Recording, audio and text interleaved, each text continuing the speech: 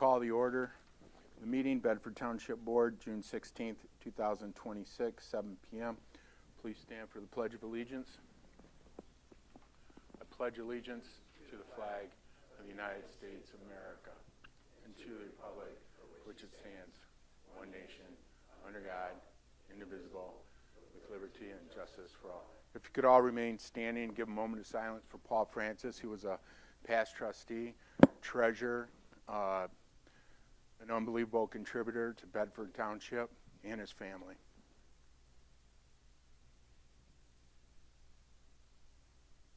Okay.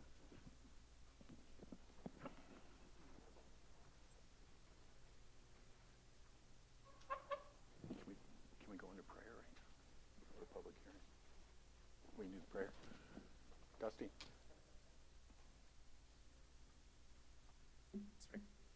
Heavenly Father, we're just honored to be able to gather here tonight as Bedford Township.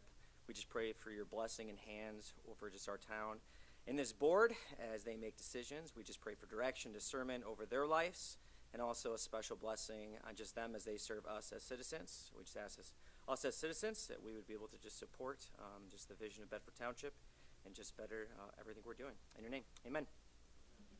Thank you. Next on the agenda, we have a public hearing. This is for Deer Creek Subdivision Streetlights, Special Assessment District. I need a motion to open the hearing. Make the motion to open the public hearing on the Deer Creek Subdivision. Support. Support. Please take the roll, Ms. Hirschberger. Mr. Gore? Aye. Mr. Bruning? Aye. Mr. Montroy? Aye. Mr. Stump? Aye. Ms. Janasek? Aye. Mr. Berger votes aye. Mr. Pryor?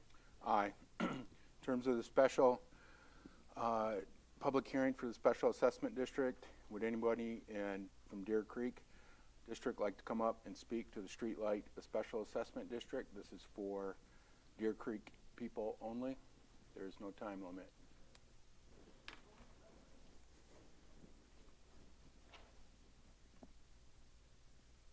Ken Weaver, 3218 Deer Creek Drive. I have one request. About a week or two before the gas lights on our street were going to be decommissioned, the gas company chose to clean them and replace mantles. And I've worked with Chase. We've been working with Chase with Consumers Energy. I don't know if Chase also is a liaison with the gas company, but I would ask the township to ask them about that and ask them to waive those charges. The charges on my property last 5 years has been averaging about $250 a year. So I don't think it's appropriate that we clean lights that are going to be decommissioned at some point here, hopefully. Thank you.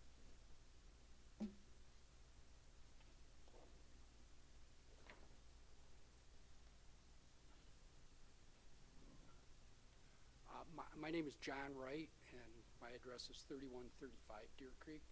And I have a comment and a question. The comment is I wanted to thank Chase and Al for all your help in the interactions with both utility companies. It's very helpful.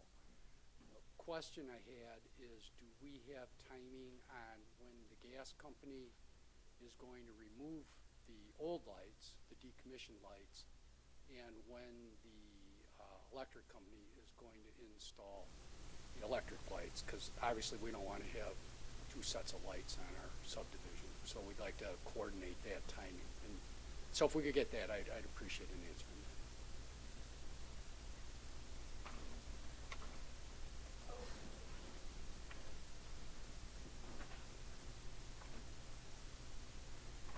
that. Mike Canova, 3146 Deer Creek. Two questions. One is, when they do this, who's going to take care of the maintenance on this? Is it going to be consumers come in and take care of everything? And then what kind of a time frame is that going to be? Whenever the lights needed, or is it going to be a monthly, quarterly? How does that work? Usually with consumers, there's the maintenance and so on. You can either call it in yourself, or we call it in and they take care if you have issues, just like other streetlights in the township where they have a whole map. Anybody can do it. There's a whole map of every street light in Bedford Township, and you can actually get on the computer, click your light on, or if it's one in your neighborhood, and then they They respond right to you. They give you a, And one other question I have, I may have missed it somewhere.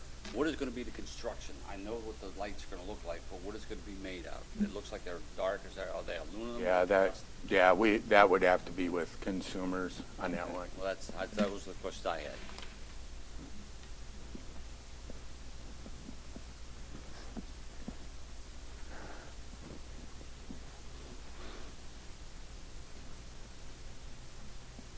Ron Herr, 3127 Deer Creek Drive. I used to work for the gas company, and I'm very familiar with the contract that the gas company had with the township. And there's a specific clause in that contract that says the gas company owns the gas lights. Now they're telling me, because of my past relationship with employees, the management, that they aren't going to remove the gas lights. So I guess it's kind of a question to the township. Is the township going to force the gas company to remove the gas lights, since the contract states that they own them? That's my question. Thank you.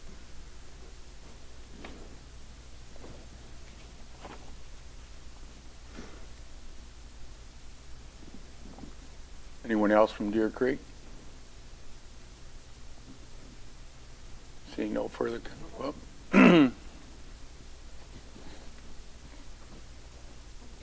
Still Ken Weaver, 3218 Deer Creek Drive. Do we have a liaison with the gas company? Chase has been working with consumers. We yeah, as consumers, we have no connection and we have no ability to communicate or ask or request except through you folks here. Do we have any regular contact with them? yeah, the person we've had his name is Corey Parker. Okay. Chase can get you that information. I mean, I'm here with Ron to support, and I think most of the people on the street would support. Those old lights have to go. It wasn't our choice that they were going to be decommissioned. So we appreciate any leverage you have to make that happen. Thank you.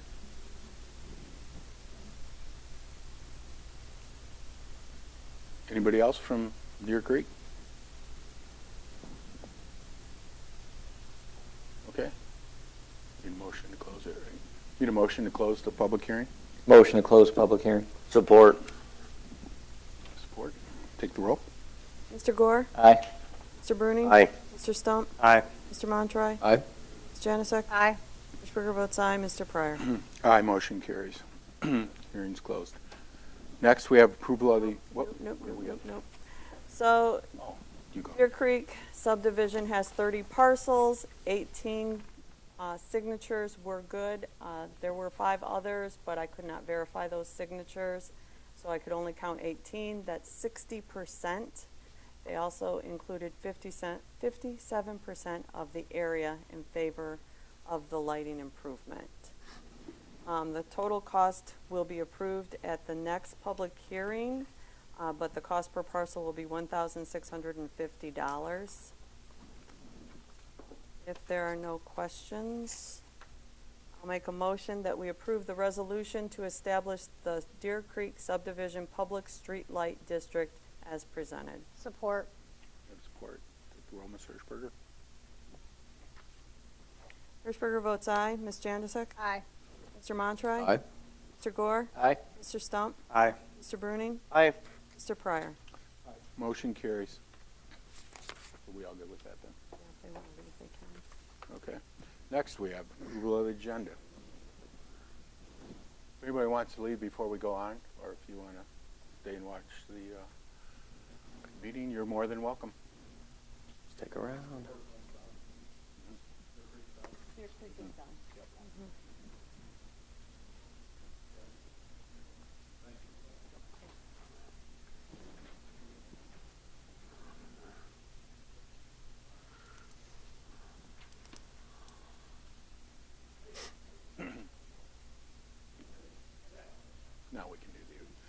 Now we can do the approval of the agenda. Need a motion? Well, make a motion to approve tonight's agenda. Support. We have support. Please take the roll. Mr. Gore? Aye. Mr. Bruning? Aye. Mr. Stump? Aye. Mr. Montroy? Aye. Ms. Janusik? Aye. Mr. Berger votes aye. Mr. Pryor? Aye, motion carries. Next is 3, consent agenda. Agenda committee recommends to approve and place on file. A, minutes from June 2nd, 2026, regular meeting of the Bedford Township Board. B, general savings, pooled funds, CD reports from the treasurer for May 2026. C, balance sheet and revenue expense report for the period ending May 31st, 2026. D, accept with regret the resignation of Angel Wood from the Treasurer's Department. E, accept with regret the resignation of Jessica Rachuba from the Bedford Township Fire Department. F, accept the regret the resignation of Daniel Walters from the Planning Commission. Motion to approve consent agenda is presented. We have support. Please take the roll. Mr. Montroy? Aye. Ms. Janusik? Aye. Mr. Stump? Aye. Mr. Bruning? Aye. Mr. Gore? Aye. Mr. Berger votes aye. Mr. Pryor? Aye, motion carries. Next, we have presentations. Officer Quinn.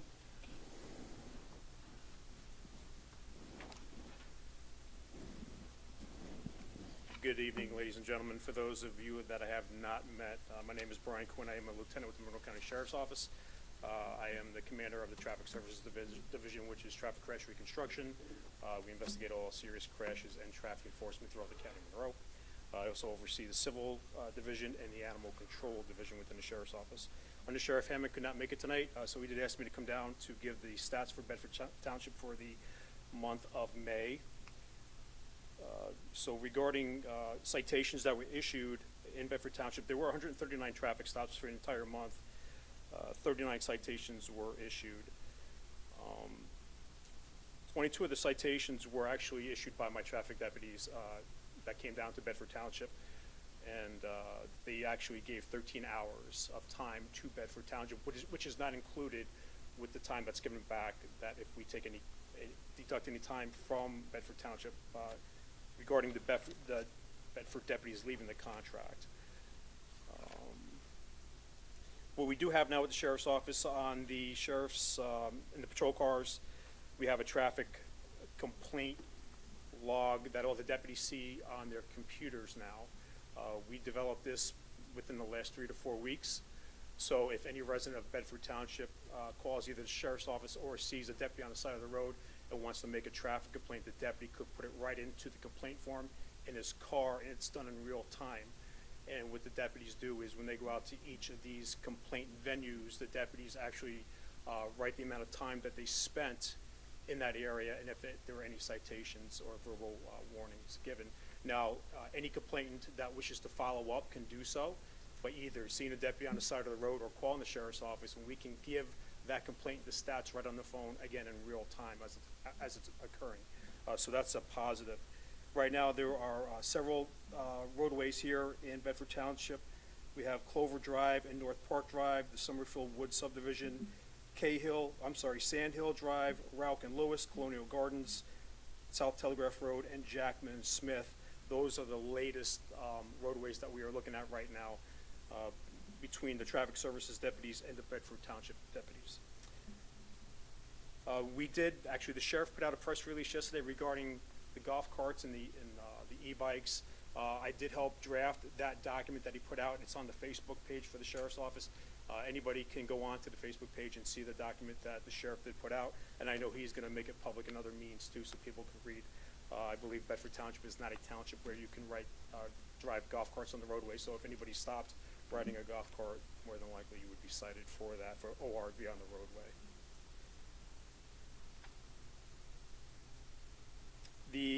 There were 874 complaints made within the month of May to the Sheriff's Office here in Bedford Township. Out of the 874, there were 126 police reports authored, and 25 of them were complaint warrants sent to the prosecutor's office regarding arrests that were made or requests for the prosecutor's office to review for a charge. For the added contract time for the month of May, it came to 12.75 hours, and then there was a backfill of 6.5 hours, and again, there was an additional 13 hours from the Traffic Services Division that was given to the township. And I believe that's all I have. Any questions? Any questions? No, it's good. Thanks for the traffic update. Oh, yeah, and again, that's, which is on the computers now. Again, it's in real time. Anybody can see it. If anybody has any questions, they could just stop a deputy on the side of the road, say, hey, I made a complaint. Can you tell me the status of that complaint? And the deputy can go right into his computer and give that, all the stats for the complaint itself. That's great. Thanks for coming out. Thank you.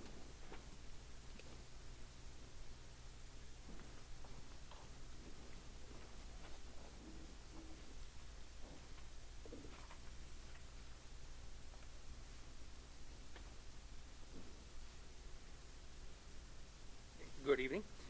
So this is going to be for the month of May. Incident breakdown, we had 344 incidents in through May.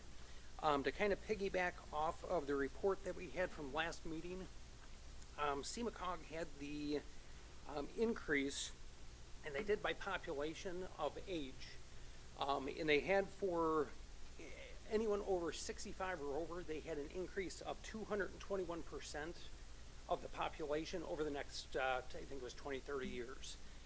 So what we did is we just kind of looked at that just to see what impact we would have on the department with that. So about 66% of our runs would be with that impacted population. So just so that way we can forecast the future of what we may start to see. Excuse me. For overlapping incidents, we had a total of 112 incidents in May that we either were completely obligated or we exceeded resources for that time frame. 24 transports. We had 419 hours of training, and you can see that by the hour count and the breakdown in there. And then for mutual aid, we were out of the township 4 hours and 11 minutes, and we had mutual aid in the township 10 hours and 11 minutes. Our inspections, a total of 66 inspections, and you can see the breakdown for that. And then you do have the incidents by zone, and again, that's the map of the township and where our incidents are located at. And again, that's going to be pretty typical for what we normally see.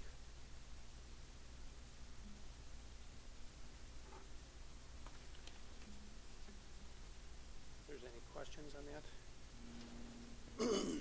Are we pretty consistently getting more aid coming in from outside of the township than we are giving? Yes, yes we are. So it wouldn't be beneficial to end those mutual aid agreements? So the mutual aid agreements we have do countywide, every fire agency mutual aids with each other. And the reason for that is if you have a large incident, multiple incidents, one agency is not able to cover all those incidents, so that way you do have the ability for mutual aid to come in. But yes, we do have more mutual aid that comes into the township than what we send out. That's all for me. Any other questions for Chief? Okay, thank you. Thanks, Chief.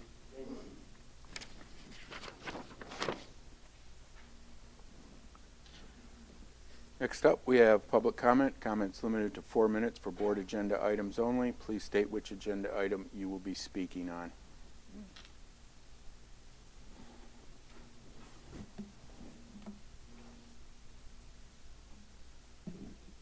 Lamar Frederick, you know where I live. I'm here tonight to talk about 7D. My first question is, why are you even looking at this after Joe wanted Secor studied from Lake Erie to Lake Michigan? And you have that study back. And it seems to me it's a little early to be talking about putting in traffic lights and, as they say, pedestrian lights, before you decide what you're going to do with that study. If you put them in the wrong place, you might be in trouble. But my second point here tonight is I question whether or not the DDA has authority to even bring this to you. And the reason I question that is because Ordinance 80 and 81, which was put together in 1996 before me, was put under and supported by Act 197 of 1975. That act was repealed January 1st, 2019, 7 years ago. And as of this morning, those two ordinances were still on your books. There's been a recodification of the Tifa, and I'm assuming that's where you're coming from. But I've never seen, and I didn't go back far enough to really study, where you put this organization as the new Tifa. Just asking the question. We have persons attending meetings of the DDA, as they call it themselves. On your records, that person's term ended December of 25. I went back to August of 25 and looked. I can't look at the minutes, but I did look at the agenda, and I don't see that person's name having been nominated or approved by this board to serve. I don't know what that does to the meetings because that person has been voting and participating. Next, from time to time, I heard over the past 2 or 3 years, well, we sent out telephone calls, sent out emails. I've asked a couple of the folks if they have township emails or township phones, and the answer was no. So I don't know, and I have no facts to support this, but I'm wondering if they've been doing business on their own emails and on their own phones. I have no facts, but if they have been, it's a substantial violation of the Open Meetings Act. So perhaps council should attend a couple of the meetings here and straighten out whether or not that's true, and if it is, what they have to do. Again, I'm challenging whether or not they have authority to bring this. Are they a real organization? I'll leave with another point here. Phil, write this down.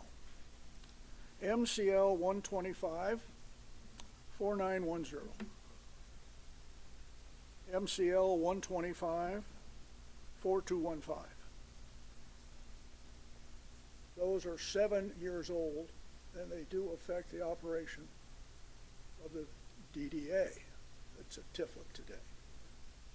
And so we've been asking you for years to exercise some oversight to help these people do things right. Nothing. Thank you. Thank you for your time.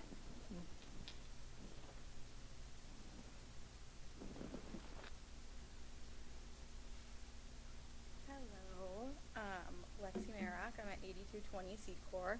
I'm also speaking on the same topic, 7D, maintenance of agreement for pedestrian signals, which is actually the complete addition of traffic lights in town. And I was just curious why this was being proposed tonight, because the study that is public out on the DDA's website that assessed the need for the traffic lights for pedestrian crossing said that the study that was conducted to determine if we needed these or not actually showed that no pedestrians crossed at either of these intersections for the entire 13 hours of the study. So I was just curious, based on the findings, why that would be presented to move forward. That's at least what's out publicly right now on their website is that study that showed that no pedestrians crossed the intersections for that entire time. And I just am concerned about bringing traffic lights into this area, what that could potentially do for inviting more commercialization into the area, which is exactly what we don't need, which is causing so much traffic right now, or inviting more people from outside of town, which is also what's causing so much of the traffic and congestion. And I just think it's important to think about the long-term impact of what bringing traffic lights into this area could do as far as more commercialization, bringing more people in from outside of town, which is all of the things that have been causing overcrowding that all of us that live and drive on the roads today are dealing with. So I just wanted to put it out there and make sure to think about the long-term impact of this decision for the residents. Thank you.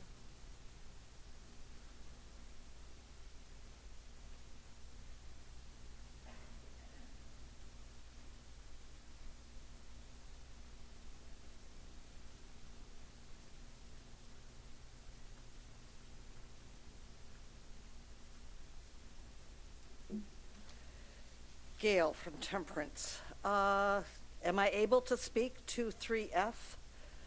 Because I had, there are some questions, and I think the public deserves to understand the policy, how we select people anymore. I filed a formal complaint in response to that and did not get any action. Secondly, what is going to happen, which people don't understand if they haven't looked at the packet, is that drainage easement is going to open up an area that is otherwise not buildable, and it will make it buildable for a new subdivision that'll be connecting back into this subdivision that's right across the street. Thirdly, is that maintenance agreement for the quote-unquote pedestrian signals. I believe that this is mislabeled. This is for a traffic control light that was requested by the members of the DDA on the basis of safety.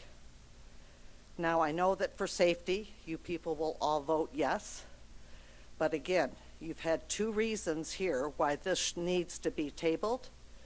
They have been working for a very long time trying to get this to the board and to get it written in such a manner that you would approve it. It's not a matter of whether they're going up or not, but they've argued back and forth. It's not he said, she said. We finally got the DDA to document their stuff on TV so you can watch it. But they've gone back and forth with the road commission, who does not want the maintenance of these things because it's not their request. Will it help? Probably, but it's for traffic. Has nothing to do with pedestrians. This will be a benefit to those people that live on Quail Hollow Drive whose taxes are taken for the purpose of the DDA district. I could see maybe getting one out of Kroger's, but the one on Secor Road, I don't know that that one's necessary. There needs to be good reason. We already have road rage because of the no turning on red lights. We have way too many exits and ingresses in these plazas, which I pointed out to the DDA a year or so ago. And again, I'm going to call to question, just like Lamar Frederick did, the validity of what is taking place at these meetings. I believe that there are some issues there that are not being paid attention to. Our voices are being ignored, those of us that have followed this group for a very, very long time. They do have an invalid member. The board itself was made aware of that they had a member that was voting that was not authorized and has exceeded the committee member requirements as set by township policy.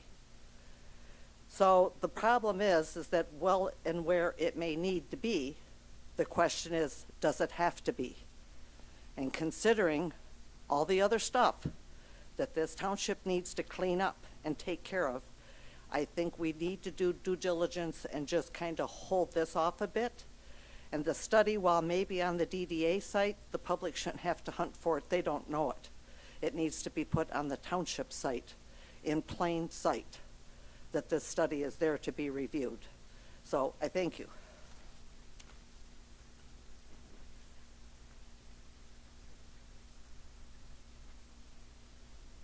Jacqueline Arvanitis, Temperance.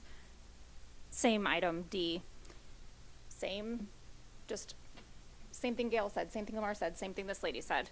I've watched the DDA meetings as well, the one where they were passing this to the DDA, the expense that it costs, the idea that the road commission doesn't want it, the idea that the maintenance falls on the township or on the DDA. They were going to put some little fund away and try to collect money up, and hopefully if a car runs into it and smashes it, we're not out, $300,000 that we have to come up with because we're footing the bill on this and the liability on it. So I just think we need to table it, just like everybody else said, and I encourage the public to pay attention more to the DDA and the meetings as they happen there because they're conducted with basically zero oversight. Thank you.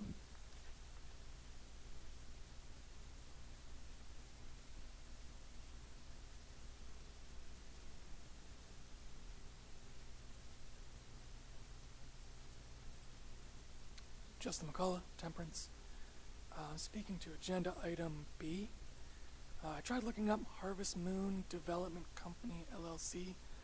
I'm not sure if there's just something that wasn't copied and pasted correctly, but I couldn't find anything that's called Harvest Moon Development Company, LLC. There's plenty of other Harvest Moons, just didn't know which one it was to see who actually owns that company. That's all I got.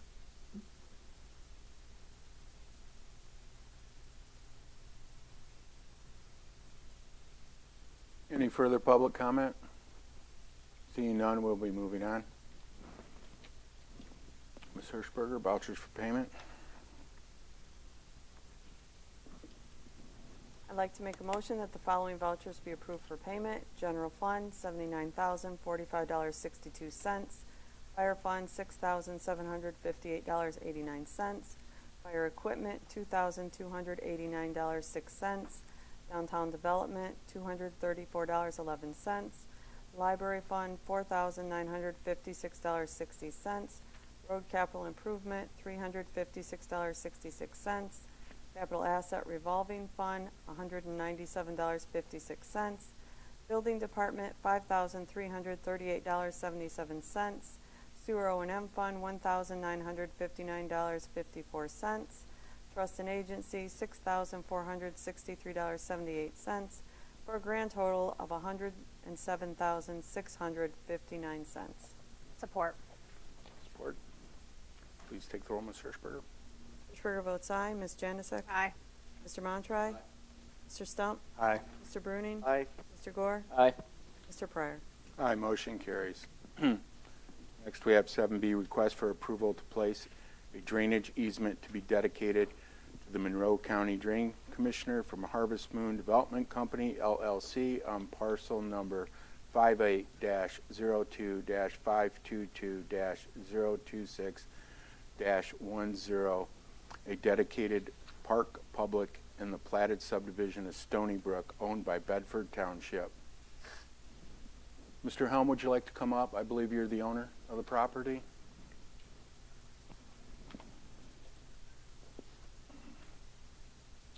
Hi, Brad Helm, 1860 Apple Creek Drive. I am the owner of Harvest Moon Development and looking to do a development in there. Board have any questions? We have Jody here this evening if you want to, Jody, come up. And I also have my engineer here tonight to speak on what we're trying to do. go ahead and explain to us. Hi, Fernando Camargo, with Civil and Environmental Consultants in Toledo, Ohio. This easement has come up as part of our design for a subdivision in the property. The intent of the design is to put a stormwater detention basin on the east side of that property that will manage the stormwater from the subdivision as required by the county and the state rules. The discharge of that pond will go to Indian Creek, and to get to the creek, we need this easement so the drain commissioner has access for any potential maintenance on this pipe. The idea is to have a hard pipe from the pond all the way to the creek, and we would need to run through that portion of the property through this easement to discharge directly into the creek.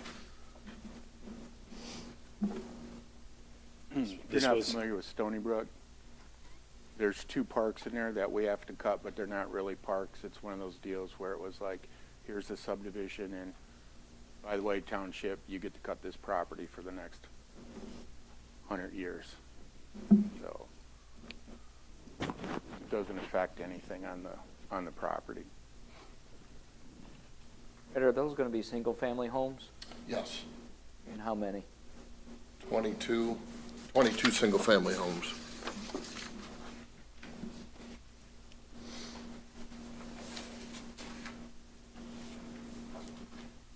You already have interest for all that? Yes. There's 25 acres there, so we're not doing maximum density. I'm doing some larger lots, like Apple Creek that I developed off Jackman Road, more of a state-tight setting versus side-by-side houses.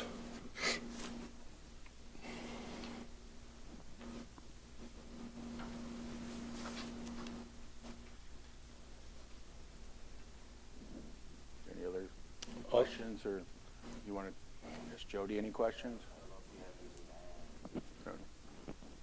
I guess just one clarification that this easement would be done via the plating process. So it wouldn't be in place right now with approval. It's just an okay for us to keep moving forward with the design. Then in the plating process, the easement will be recorded.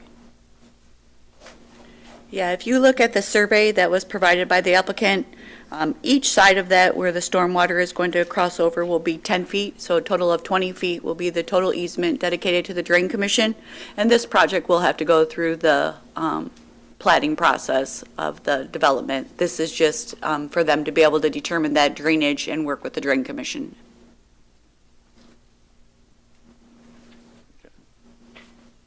Brad, that's always been on the radar, is having a 3 plats, 1, 2, and 3, when you started.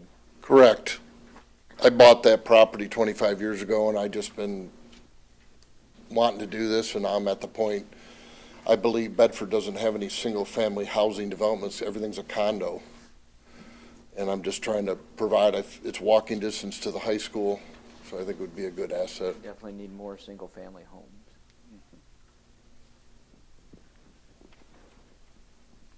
Any other questions? If there are none, I could use a motion. Would make a motion that we approve to place a drainage easement to the dedicated to the Monroe County Drain Commissioner from Harvest Moon Development LLC on parcel number 58-02-552-026-10, a dedicated park, public, and a platted subdivision of Stony Brook. Support. Bill, do you want to add something? Could we add the conditions that have been stated by our Drain Commissioner, Jenna Morse, in a letter authored May 29th, 2026. It was authored to the engineer and to Mr. Helm.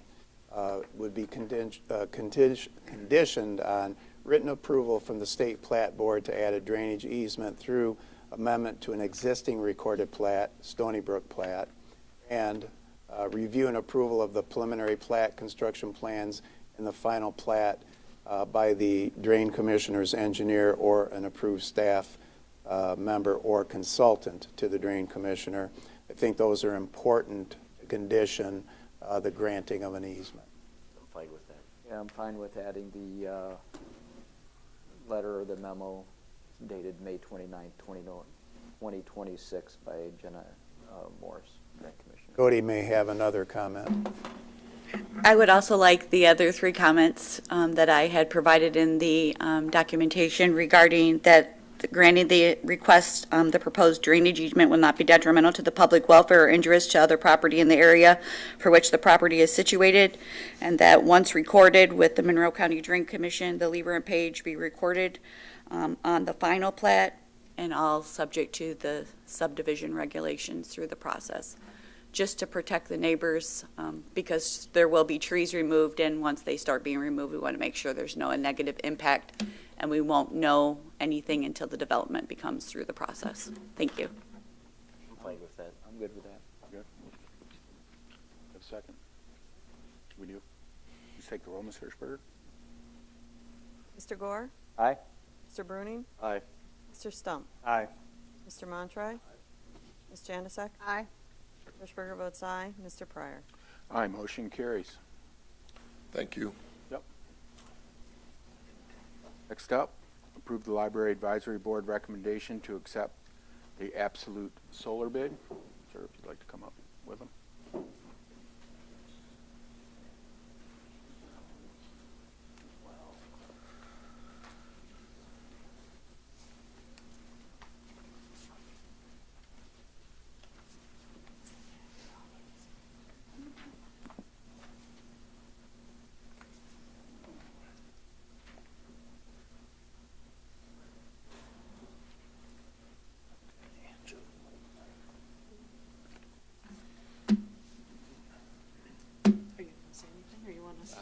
You kick it off. You can do the board. Okay. So, you're the library. All right. I'm Jody Russ, Community Librarian for the Bedford Branch Library. I have several members of the Library Advisory Board here. Wendy Steinman. Denise Ellsworth. Helen Plewa. And then also joining us is a representative from Absolute Solar. Hi, everyone. Adam Phelps with Absolute Solar. Poor Adam's going to have to bend down to reach the microphone with me talking.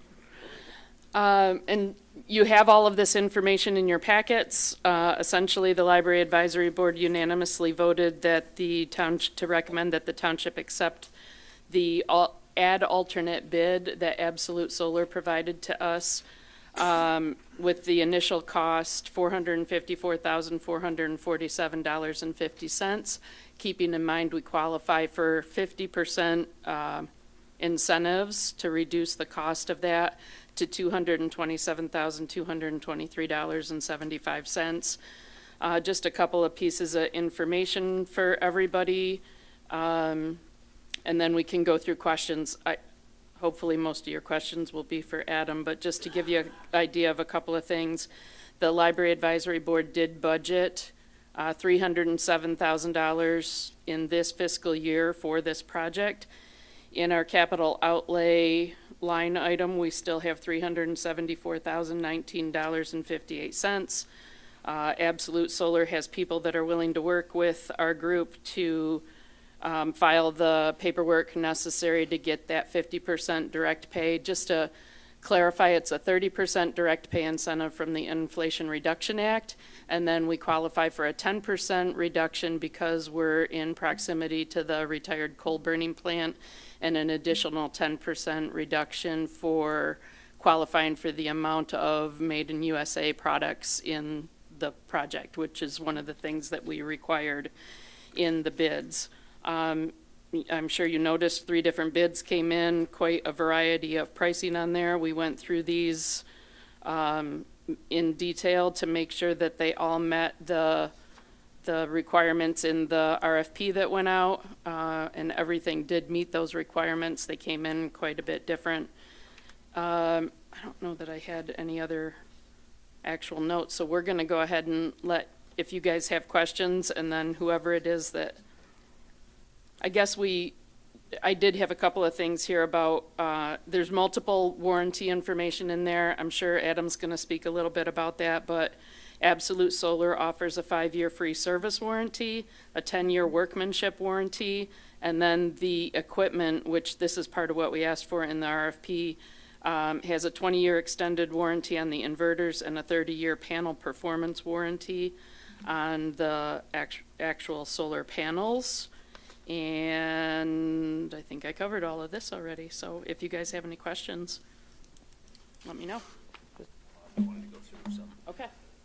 So in developing this, Jody had done a lot of legwork, and the Library Advisory Board had done a bunch of legwork to reach out to a couple solar companies and had talked to them in advance, so we had a rough idea of what we'd want or need to attain 100 to 110% of the output for electrical.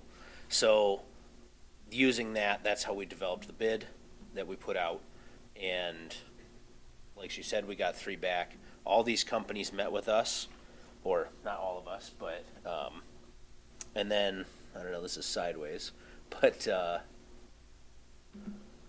right here, this will kind of clarify a little bit how the pricing structure came in. Trying here. So Harvest Solar came in with the most expensive bid. They did have a add alternate bid 1 adjusted there, and you can see the dollars, the base bid, the kilowatts that they offered in their bid, the dollars per kilowatt, and then how much direct pay incentive it qualified for.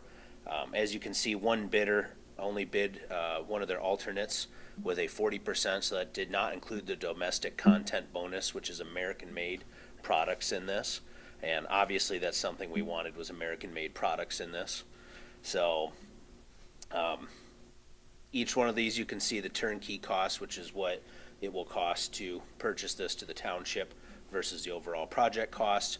And then a couple other things, whether they have in-house contractors, made a site visit, are they Michigan-based, And do they account for the generator transfer switch that we asked for, so that should we ever install a natural gas powered generator, it can be hooked right into this system.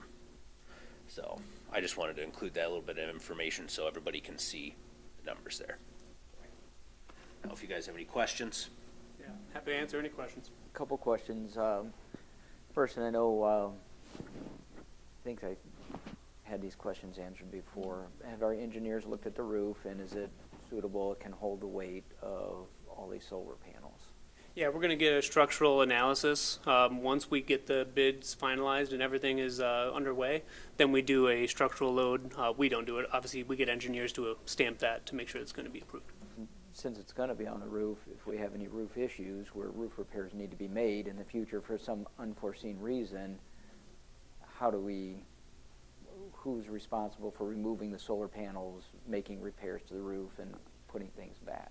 That'd be us. We do that frequently for folks, and typically if it's just small problems, then certain portions of the roof can be dismantled via the solar system. If the whole thing's got to come down, obviously we can help with that and coordinate with the roofers if that's needed. I know it is a metal standing seam roof on the building, so that's really great. So there won't be penetrations that are going to need to be made on the solar system, and it will be minimally invasive on the side where we're connecting it into the meter, into the disconnect and everything electrically. One last one. What are we looking at time frame for our ORI, our return on investment? It's going to be a little over 6 years for the return, and that's factoring in the 50% incentives. You get that once the system's put in place, that 50% comes back. The 30% is in the form of a direct payment, usually within 6 months. It's usually in the tax filing year when this all happens after the fact. And then after that, it's just bill savings. And then that adds up to about 6.2 years, I think, for this system. And if it was the larger offset plan, it was like 6.3, 6.4. It wasn't a very big difference as far as a payback. And this is for the library board. Is it, if this all goes through and this happens, which I'm hoping it does, we get updates every now and again once it's done. Hey, for this month, our bill was next to nothing. It's really working out well for us. So people can see that, hey, this was worth the cost. Monitoring something. Yeah, so monitoring is going to be part of the package, and so the library will have access to this. We do a lot of educational outreach with this type of stuff too, so if they wanted to have it like be publicly displayed, so like during the day when people come in, if they wanted to look at a screen and say, oh, look at this solar system's producing X amount, they can see in real time what's actually happening, which is always kind of fun to see. As far as bill savings, that'd obviously be kind of on a personal level for the building, but they will see a pretty significant reduction. What we estimated on average, even if we were offsetting everything, it's probably going to cut the bill by about 2/3 overall on average. Cool. Thank you. How long has your company been in business? We LLC'd in 2016. Okay. Does Dan Bacon still own the company? I noticed he's an attorney. Yeah, well, that's kind of a funny story, but yeah, that's how our company was founded, essentially. They were both studying environmental law at MSU and realized there's a faster way to make change in real time as opposed to long-term policy and precedent with their law degrees. So they started a grassroots company, which is us, so yeah. I see that taking a look that there were a lot of schools in Michigan, especially like Ann Arbor, where Yeah. they've got like 1.74 megawatts going on. Did you do any schools or other municipal buildings? In Yeah, we Michigan? helped with one of the, I forget which, I think it's the SIO, I think it's what the street is right there in Ann Arbor. We helped with that probably 3 or 4 years ago. We're working with the Lansing School District right now because that's where our company is based out of. We have 4 different projects for their elementary schools that we are a part of as well.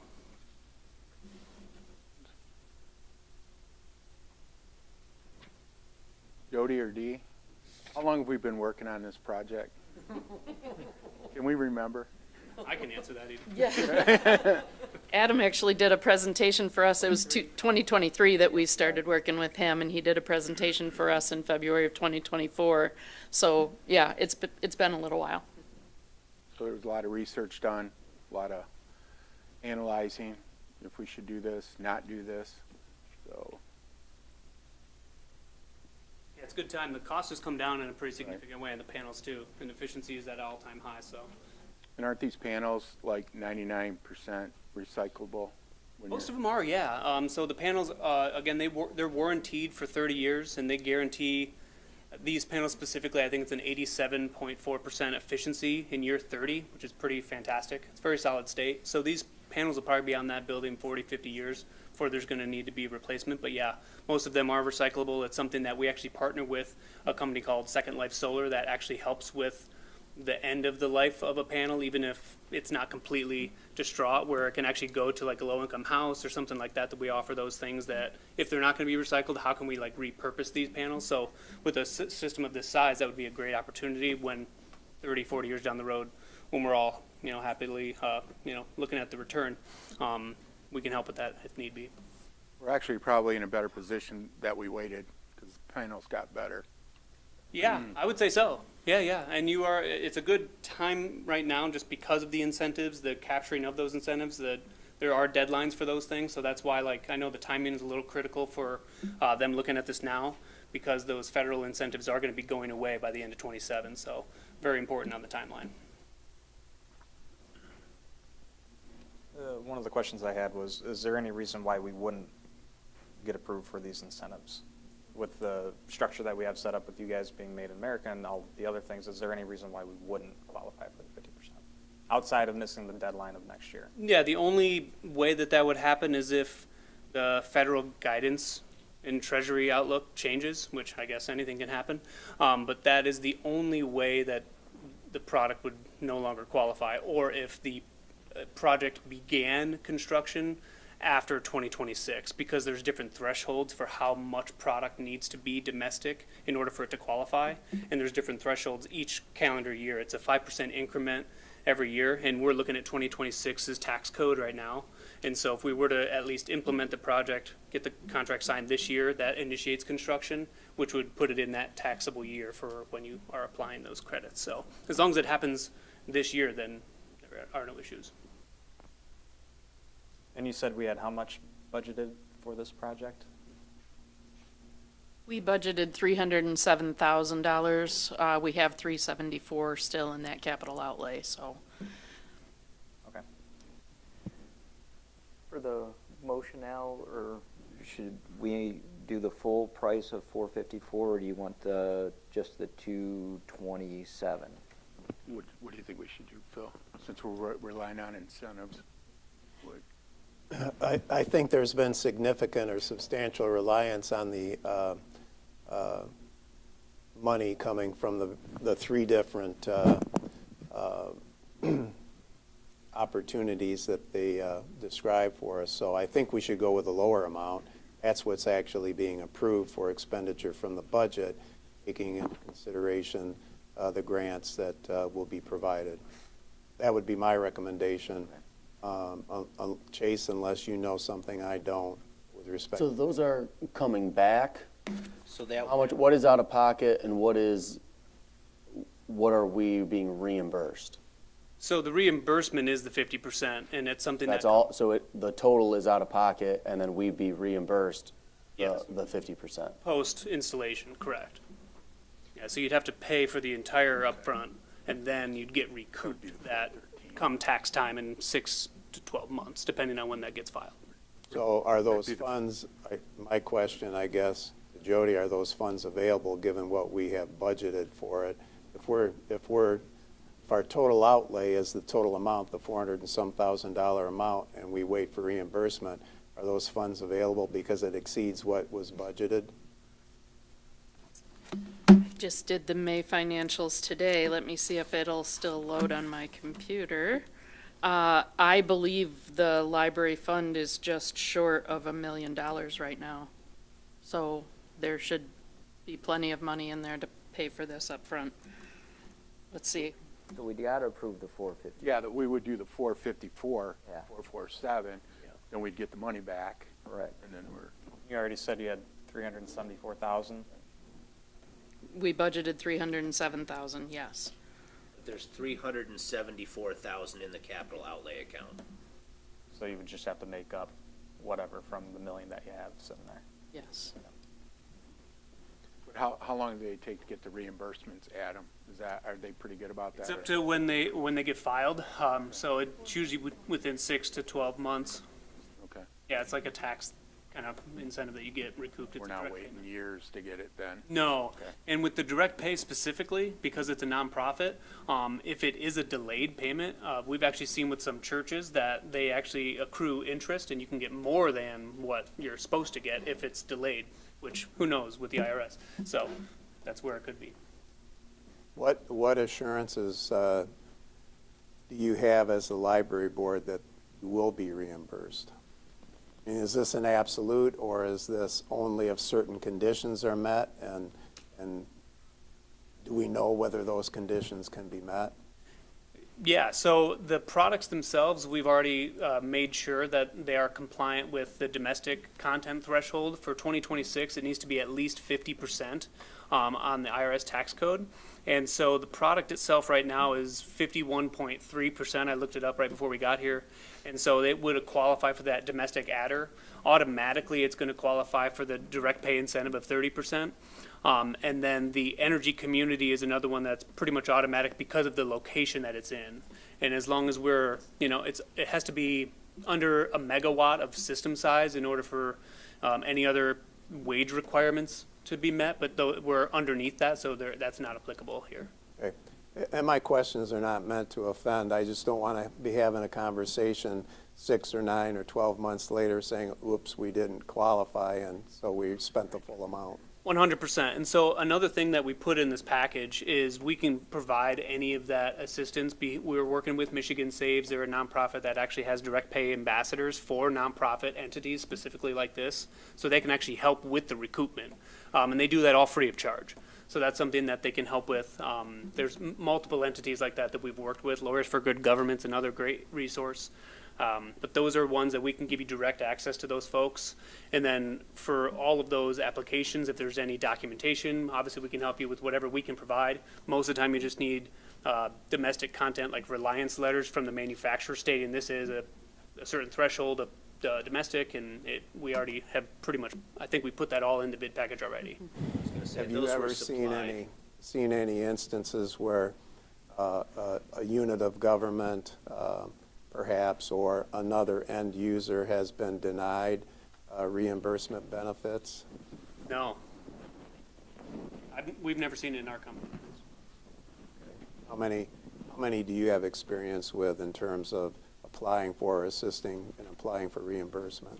We're not the ones that are directly applying, correct? But, as far as the amount of nonprofits we've worked with, it's in the dozens. A lot of them are churches that we've worked with over the course of years. Obviously, the schools are a big one that we're working with now. But yeah, so everyone that has been installed in the last 3 to 5 years has all claimed that. And with the Inflation Reduction Act, that happened in 2022, there's been a handful of them that have all recouped it. So will it be up to Jody to make the application, or? Whoever would be, like, if you have a CPA or someone who'd be filing, I forget what tax form it is, but there's a bunch of them just to make sure that they're appropriately submitted. We can provide the documentation, we just can't do the actual paperwork, not part of the library itself. Okay. Are Jody, Chase, are we comfortable? Do we have enough information? Are we comfortable with making these applications for reimbursement? Do you feel that? My job is information, so I'm pretty good at figuring that stuff out, so. So we would also be working with our finance, Bob, to make sure that we have all the relevant documents, and Trudy, who holds all the documents and retains everything to make sure that we have it all. It'd have to be filed on behalf of the township anyway, so, I mean, I'm here to help with whatever needs to get done, but, yeah, Chase or somebody with the township would have to be the ones that actually sign the paperwork and submit it. And the direct pay ambassadors, they are very familiar with this because they file this directly with nonprofits throughout the state. So if they're missing any documentation, they would just reach out to us and say, hey, can you get this from a supplier, or can you sign this document to say you're eligible, if there's anything that's missing that we haven't already provided. Okay. You have that information, Chase, that like the direct pay ambassadors, there's a. Yeah, I've talked to one, can I? Mm-hmm, yep. I've talked to one already before we even put this out to bid to make sure that we would be eligible for everything. Her name's Kim, and she works in the these direct pay incentives.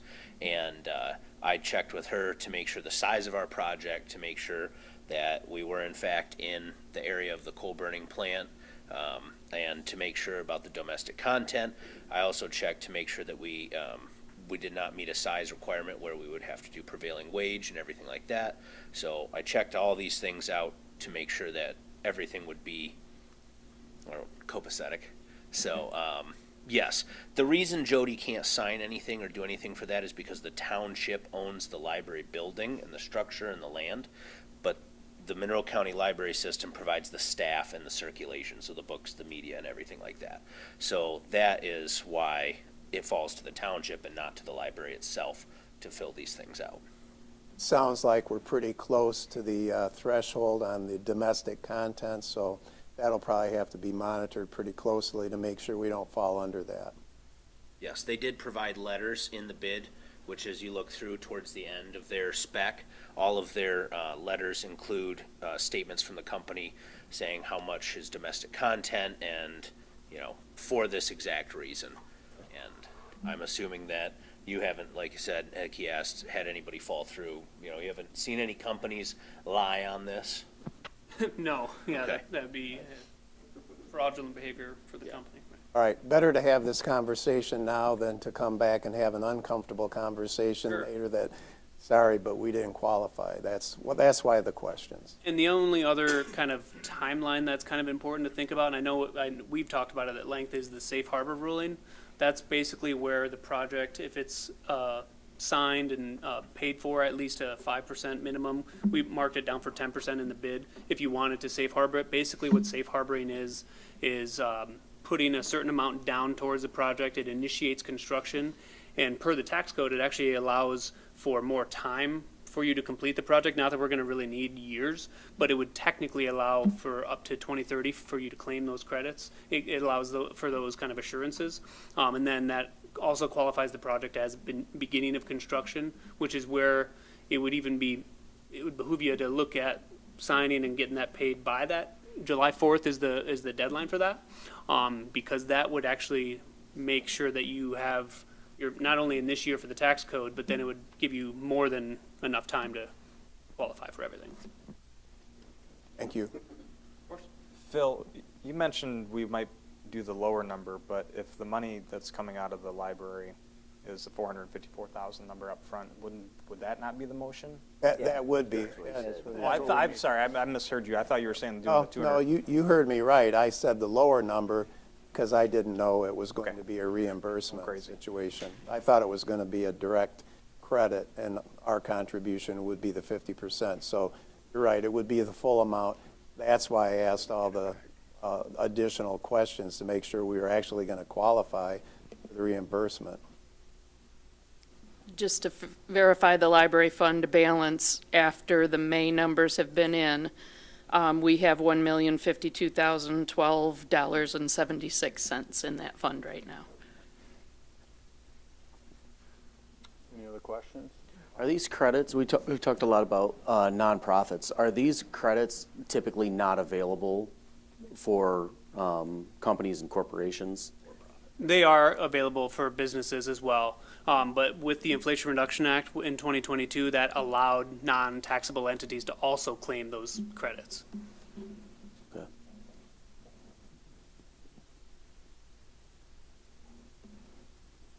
Any other questions, thoughts, comments? Somebody like to make a motion? I can make a motion. I'll go ahead and recommend that the Township Board accept the base bid and add alternate bid submitted by Absolute Solar for the installation of a solar energy system at the Bedford Township Branch Library located at 8575 Jackman Road. The total project cost at $454,447.50. It will come out of the Library Operating Fund account number 271000970.00 capital outlay. Support. Support, please take the roll, Ms. Hirschberger. Do we need to add something about the safe harbor payment being made before July 4th? I can, where did I see that? Done, doesn't have to be in the motion. You don't necessarily need to, but if you did, that would, Okay. it would not be a bad idea. I don't think we have to. And the way the code is kind of written, we put it in the bid package as a 10% deposit. It's just to kind of make sure that it's going to qualify within the minimum of 5% is what is required. And what it also requires us, the contractor, to do is purchase at least 5% of the material for this project before that time frame. So sending the money by July 3rd is not the best strategy if we're also going to be placing orders. So the sooner the better as far as making sure that those rules are met if we want to safe harbor the project. We don't need to, though. It's not necessary. Okay. Is there any, like, ongoing maintenance or anything that needs to be done typically? Not necessarily. I mean, the system is designed to be maintenance-free. We're monitoring this system in all of our clients' installs every day. The inverters themselves are connected to Wi-Fi, so it automatically detects if there's something like not functioning correctly. The system is actually built in with optimizers, which means each individual panel is going to be monitored. So if one out of hundreds of panels are not functioning right, we'll know which panel it is specifically as opposed to just plain guesswork. Okay. So that would save a lot of time and labor. But part of our package is including 5 years of free service if there is anything that goes wrong. Anything after that's just a simple labor charge for us to come out and do any maintenance. You guys, in there, it covered inverters? Yeah, the inverter is covered for 20 years. Okay. Yep. And so and that is the most important component of the system. That's like the computer, the brains of the operation. If that inverter fails within that time frame, the manufacturer just sends us, you guys, a new one, and then we would come out and just put it up whenever it's needed. Okay. And if it's within that 5 years, we do it for free. After that, it's just the labor and time for us to put it together for you. Does this change, I'm sorry, I'm just thinking. Is this, I would assume that there's something different as far as our insurance? Not necessarily. I mean, if you wanted to add it to the property insurance, you could. With some properties, you can add it to like an umbrella policy, see who the insurance is, see what they offer in that. It's not required, like by law, and it doesn't raise the property taxes by law either, so that's another huge benefit. Nonprofit.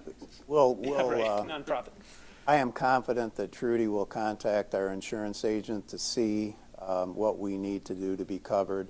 It's a large capital outlay, so we'll want to be insured in the event that there is some sort of catastrophic event that would require replacement. Right. If we can be insured for that for a reasonable premium, we would look into that and do that. It's a very good point.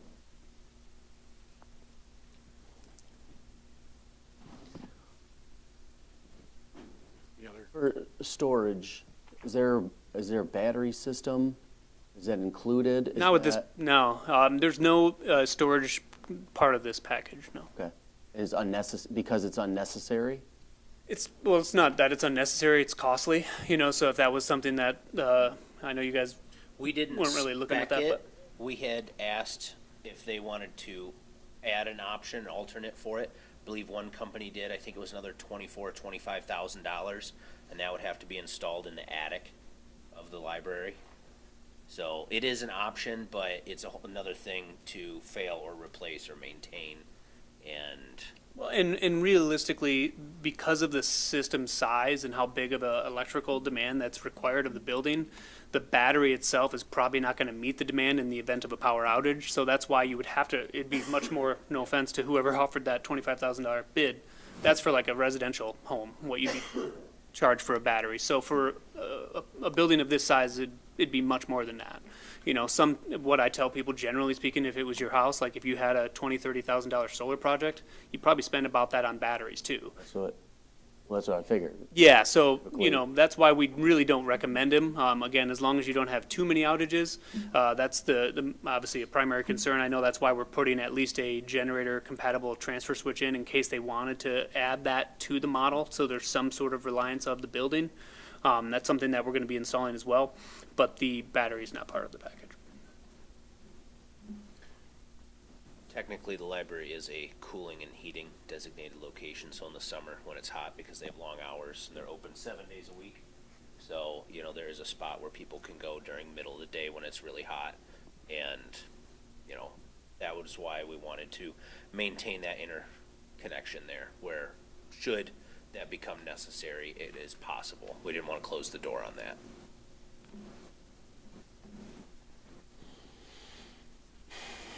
Any other questions? Let's take the roll, Ms. Hirschberger. I believe we have a motion. Mr. Gore? Aye. Mr. Bruning? Aye. Mr. Stump? Aye. Mr. Montroy?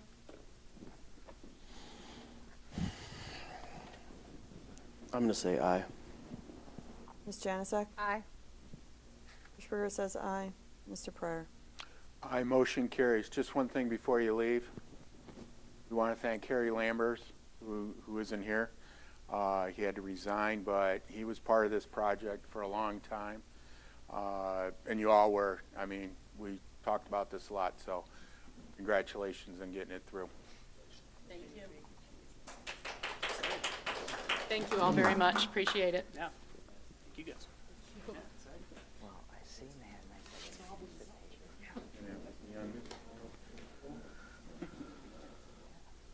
That's what I was thinking. Okay, 227.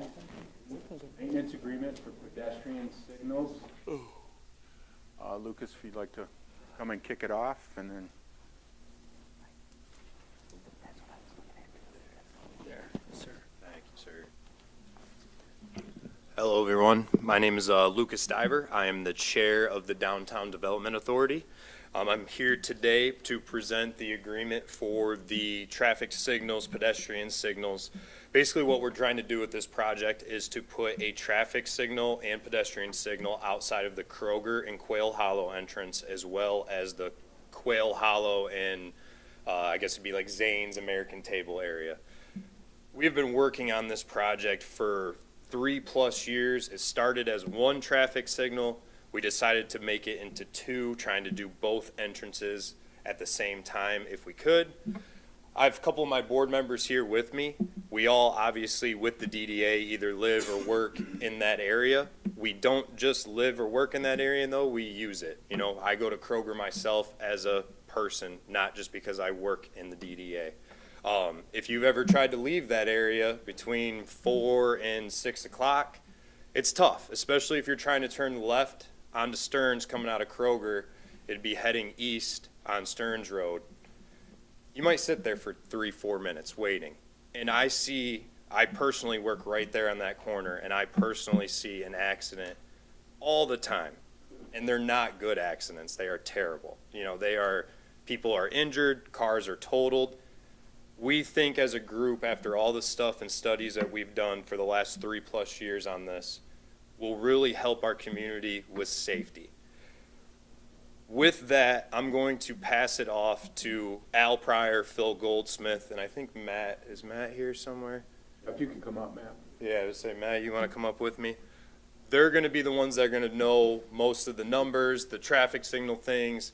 I'm here for support, but before I kind of step away, I want to pass these out to the board. They are letters that are from surrounding businesses in the DDA that we went to, and they agreed to write us a letter stating their concerns and how they would like these traffic lights to go up.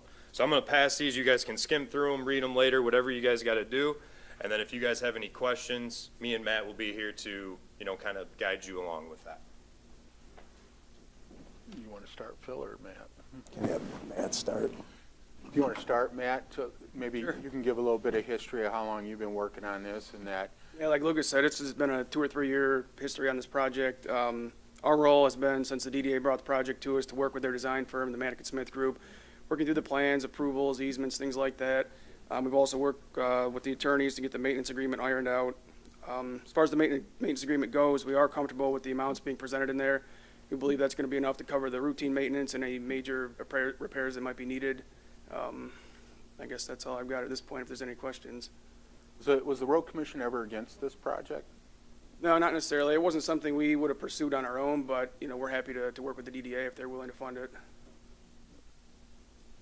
When we talk about the funding levels, because I know we had a couple concerns, if we were to even up that, in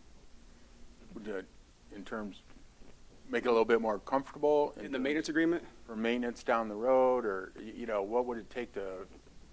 We're content where it's at, but if it's the discretion, I guess, of the board and the DDA, if they want to add more to that, that's totally fine as well. just so everyone knows, that it would be 100,000 in an account and then 20,000 every year continuing on. We would hold in an escrow account for what we're talking about here. If something maintenance, catastrophe, whatever it may be, that account would pay for that. Matt, if you could explain a little bit, because a lot of people don't understand exactly what maintenance is on traffic signals and Yeah. arms and boxes and lights. Yep. So Yep, so some of the routine maintenance items would include the lens cleaning, bulb replacement, damage from power outages, software upgrades. In this particular project, there's pavement markings that are going to be included with this that would be refreshed at a regular interval. The cabinets with the controller and everything in there, those need to be cleaned regularly. They get dusty and mice build nests in there and things like that you got to take care of. There's filters to replace. So those are some of the routine maintenance items. I guess bigger repairs would be, let's say there's a crash and someone knocks out one of the mast arms or damages some of the expensive signal equipment. They don't have car insurance that we can bill this back to, then, we'd have money available to replace everything that we need to. have you seen a lot of those masts get wiped out at all? Actually, I don't know, it was probably 4 or 5 years ago at Smith and Secor. Someone hit a signal pole down there. They didn't have car insurance. They fled the country. We had no way to recover the costs. So, something like this would eliminate that being a problem. Sure, sure, I can, yeah, I can add some comments here. I'll address some of the points that Lamar made. Lamar made some good points on this, and he and I are on the same page because I've thought of those things too. So this agreement is drafted under the Recodified Tax Increment Financing Act. It's Public Act 57 of 2018, and that's the act that the DDA operates under.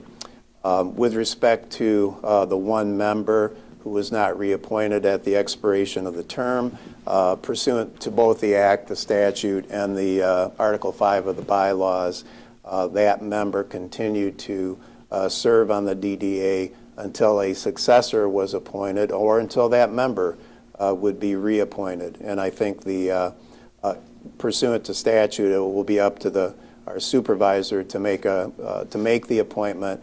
But pursuant to law, statute, and the Article 5 of the bylaws, it has to be approved by the board. That'll be coming in front of the board. So that takes care of that. Action taken by the DDA was legal because the act provides for continuation of a member until a successor is appointed. The act was recodified. That's what the township operates under, the recodification of the Tax Increment Financing Act. So what did I look at when this was presented to me? Number one, liability. I did not want Bedford Township to be in any way liable for a traffic control device. And that's what this is. It's both a traffic and pedestrian control device. And I didn't want the township to step into liability that it doesn't already have. And the Monroe County Road Commission is responsible for the roads at issue here. And subject to governmental immunity, they may or may not be liable. Only would they be liable if there is a recognized exception to governmental immunity. But in any event, I did not want the township to be liable. So this agreement is written such that the Monroe County Road Commission assumes all liability for and will own these traffic control devices, even though they will be paid from Tax Increment Financing Act funds. So that's one very important point that was written into this agreement. Secondly, we looked at what happens when the DDA is dissolved. The DDA does not continue into infinity. There is an end date, and I think that, Trudy and I talked about that, I think that might be 11 years into the future. So what happens if the DDA expends these monies and then the DDA is dissolved and there's maintenance or replacement costs involved? Well, this is important because the Tax Increment Financing Act does not allow Bedford Township general funds to be expended for this DDA project. So DDA can pay for it, and so we suggested, and we talked with bond counsel, Pat McGowan, Miller Canfield, and to discuss whether or not a separate account maintained exclusively by the township could be set up and contributed to both on an initial investment, initial contribution, and on an annual contribution basis. And that's allowable. Once the DDA dissolves, any monies in their accounts will have to be sent back to the taxing authorities from which those funds derive. Any real estate that the DDA might own would become a township property upon dissolution of the DDA. So we wanted a separate account in the name of the township, maintained by the township, available to the township for maintenance or replacement. So and that's very important because, again, no township general fund monies can ever be used for this project. So why is the township party to this agreement? The Road Commission wanted the township party to this agreement because in recognition of the fact that the DDA formed under the Tax Increment Financing Act may not always be there.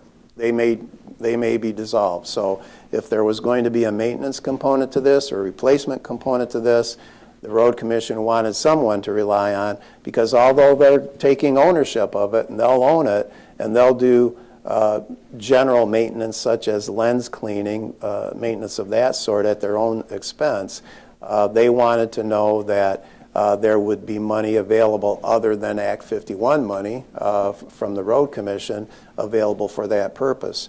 So at first they had the township jointly and severally liable with the DDA, and I said that's not going to work. I can't recommend it, and I don't think the township board would approve it.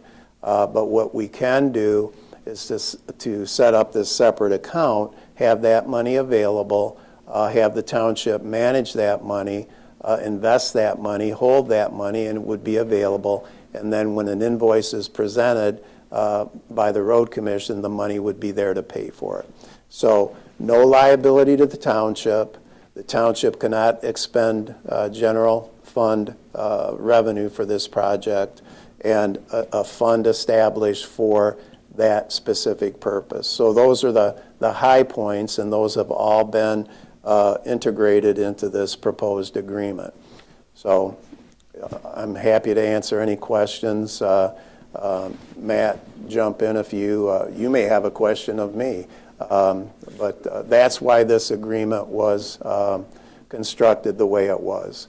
And they have been working on it for a considerable period of time, because I knew that this board would never approve it if this board was going to be liable for it and if this board was going to be responsible to pay for it.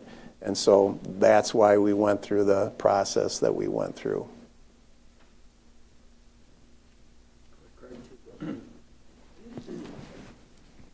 Two questions. What happens if that money in that fund runs out? If we are unable to do anything, how do we do that? And then the second question would be, what if we never touch that money? Is it dedicated to that only, and it just sits there for forever and is only approved for that use? It would be a restricted account approved for that use or improvements at those intersections, but it would have to be restricted for that use, held by the township for that purpose. Your other part of the question is, what happens if the money runs out? Then those devices would be decommissioned, because the township is not going to pay for it, can't pay for it, unless the Road Commission saw value in that 15 years from now and wanted to use money to continue to maintain it. And neither Matt nor I can answer that question because we don't know if that would happen or if it wouldn't happen, or what funding might be available. Maybe there will be some funding to fix the damn roads that they could use for it. I wouldn't count on it. Don't hold your breath. Also, Phil, didn't you, you worked out this agreement with the road commission's attorney as well? Not directly. I work primarily through Dave Leach and Matt, and I think they sent it to their legal counsel for review. But I work through, with their attorney's permission, I work directly with Matt and with Dave Leach, and I think they did seek the advice of their attorney from time to time, but this is what we arrived at. So there would be roughly $300,000 put away at the end of this? Am I understanding that correctly? $100,000 initially. $20,000 and then $20,000. And then $20,000, but I think there might be some suggestions that come from the board to increase that annual contribution. I think there might be some discussion about that. Okay. I was just curious. That's why I was curious where that number came from, and like, how do you know? How do you know if you're putting away too much or too little? Well, that number, correct me if I'm wrong, Matt, but I think that number came from the road commission based on their knowledge of this technology, this equipment, what's likely to go wrong, what likely maintenance will be. Of course, we can't predict or forecast if there was an accident, like Matt mentioned, if somebody crashed into the pole and took the whole thing out. In that event, we're not insuring it. It's owned by the road commission. And the road commission, by this agreement, is obligated to pursue to the full extent allowed by law, pursue the person who could possibly damage it. And sometimes they're collectible and sometimes they're not. We had a recent accident where South County Water Department property was damaged to the tune of about $40,000.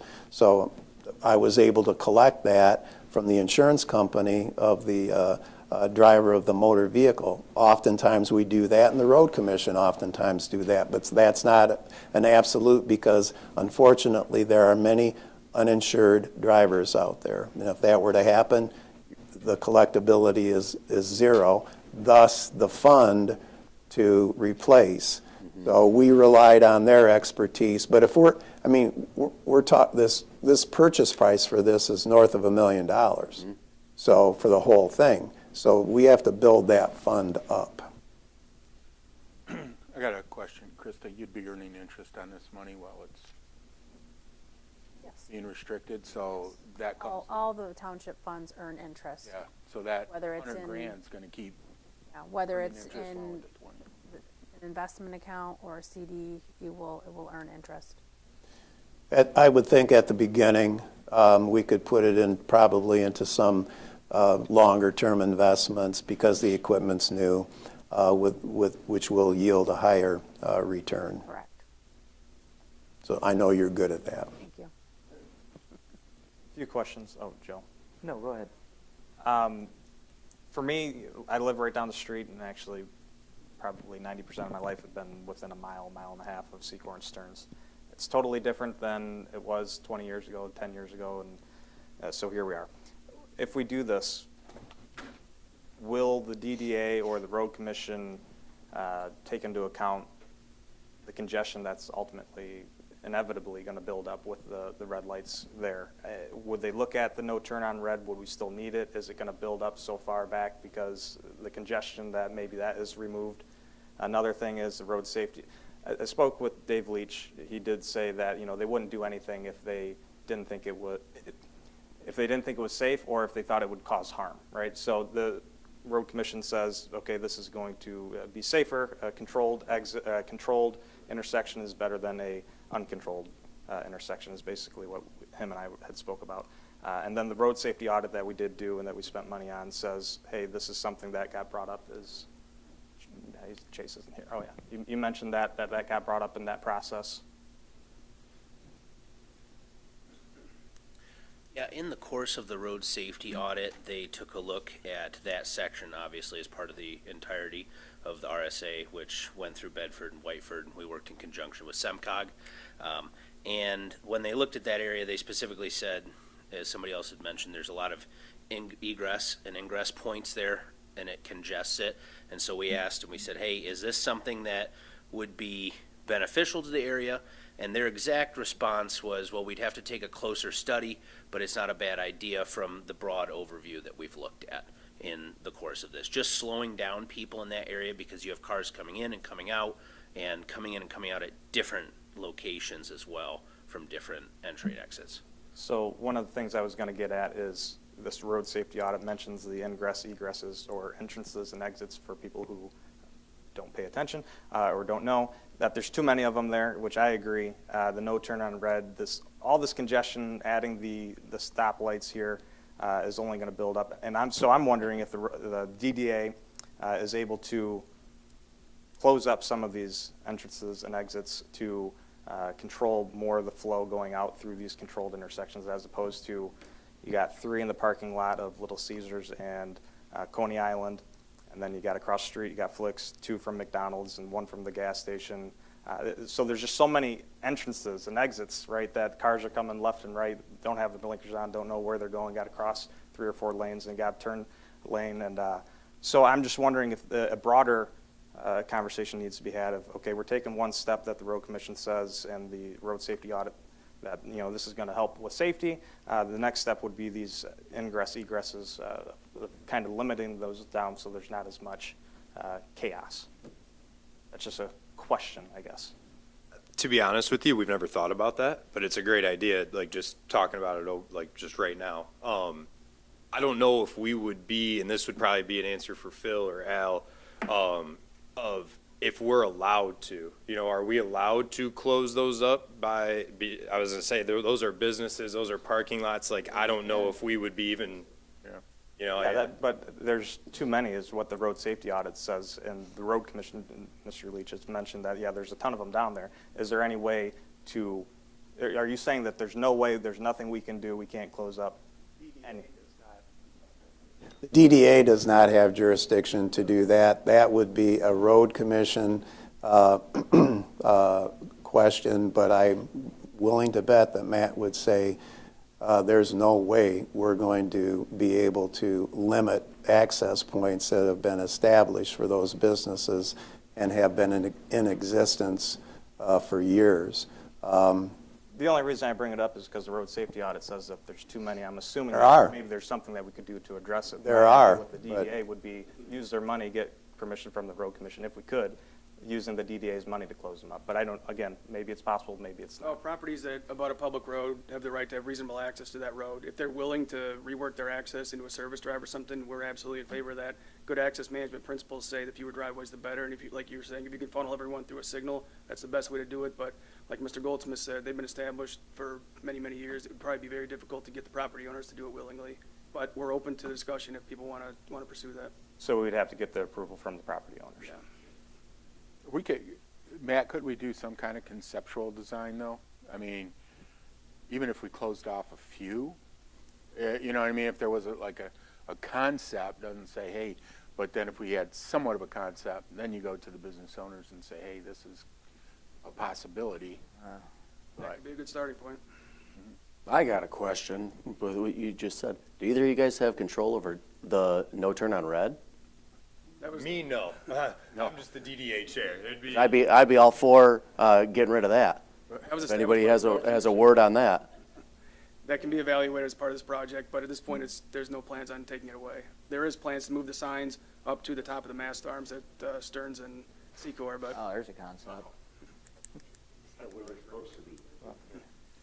I would imagine, just like Matt said, if you had a traffic engineer create a conceptual plan, and you could establish to business owners that there would be a benefit to them because of enhanced traffic flow, providing enhanced access, ingress and egress from their businesses, that you might have some interest, but we're talking about tens of thousands of dollars to do that, and the township's not going to pay for it, and the road commission's not going to pay for it, and then it would go to the business owners to pay for it. Would we not use the DDA money to do that? Well, they don't have a bottomless pit. They've got money. Yeah, but it goes to that corner and. But yes, that money could be used for the same purposes, but you're expanding the scope of it, and maybe that's not a bad thing to do if overall it enhances movement within that area and makes it safer, because everybody who's spoken here tonight's right. There are too many points of ingress and egress, and that creates a traffic issue. It's worth a conversation. Absolutely. I will bring that up at our next board meeting, because I do like the idea. I get what you're getting at. Like, I like the idea, but I wouldn't know how we have to navigate that as of right now. So I'll put it on our next agenda to speak about it with the rest of the board too. Well, didn't we, in the BZA, didn't we just shoot down a variance request or something for the Baskin-Robbins Duncan that wanted to go in because of increased traffic? That was an element, yes. Yes. It was just south of Quail Hollow. Yes. It had something to do with the entrance and exit points and whatnot. So we did take that into consideration. The whole concept of this is to make that area safer for both vehicular and pedestrian traffic. But if this project could somehow incorporate closure of some of the points of ingress and egress to make the traffic flow safer, that would be wonderful. But it's not the money, it's the amount. I'm ready to go on the stoplights because I'm tired of, I'm in Kroger a lot. I have a son that works at Kroger. We bank in directions. We're over at Little Caesars or Timmy Ho's or coming out of American Table and sitting there. I count my blessings today when I pulled out from the Kroger lot and I was like, wow, there's no traffic. I made it. I didn't have to wait. Every time I'm at that intersection, I'm like, God, I can't wait for these lights to get in. And I'm fine with the pedestrian crossings because if they can put one of those pedestrian crossings at Telegraph and Stearns, they can put one at Quail Hollow. I always The crosswalks are nowhere. I always turn right instead of left. I take Yeah. the long way home. I avoid making a left-hand turn out of. Or that people intersection. don't put their blinker on, No. and then they shoot across. And if or you've ever pulled out of that Kroger, which we probably all have, there's no lines. Nobody knows, Oh, hey, this is the exactly. left-hand turn right, this is the straight, this is the right. Everyone kind of just compiles, and then like you're saying, with no blinker, You don't know where to nobody go. knows who's doing what, and it's just a disaster at that point. So what I seem to be hearing here, is there a willingness or a desire to take this back to the DDA to look at some other possible, maybe having a conceptual plan prepared? And I don't know what the cost of that would be, to see if it would make sense in conjunction with this proposal to see what else could be done. That's what I seem to be hearing. For me, we've been dealing with this for too long. It's time to move this forward. Yeah, it's up to the That's pleasure of the board. I think this has been going on longer than 3 years. Yeah. Yeah. I pulled out an old agreement that had 2023 on it, and I know that wasn't the first agreement. I was going through my folder today. So I believe the first one, when we did just the one traffic signal, was 2021, if I remember correctly. And then 2 years later, we added the second one, and then now it's stretched to now June 2026, and we're here. I wish half the people that I've heard from that said they wanted these and, hey, when are these coming in, would come here. We'd have to have overflow seating. And development's not done over there either. There's going to be more traffic. Oh, yeah, there's something going to go in the old Rite Aid. Eventually, the lots 10 acres. south of Quail Hollow are going to, that's going to be sold. So we're agreed we're going to get rid of the no turn on red? No, I mean, seriously, Everyone is on board with that? Oh, yeah, All right. if you think about it, we got those lights that we're gonna be potentially putting up, right? And that's gonna slow traffic down. There's just gonna be a log jam, I agree. right? So, I mean, let them turn right on red. I did it for 25 years, and then we put signs up. No offense to the DDA or whoever put in the road commission. Trudy had a comment. Sorry, Trudy, go ahead. No, you're fine. Annual cost for maintenance, what are you thinking? It's obviously gonna be less, you know, the newer the equipment is, I don't know, Okay, let's $5,000 a year, say maybe. 5 somewhere around years. that ballpark, yeah. But How then much? I'd say maybe $5,000 a year, somewhere in that ballpark, but then obviously as things age and components wear out, things like that, it's gonna increase with time. Okay.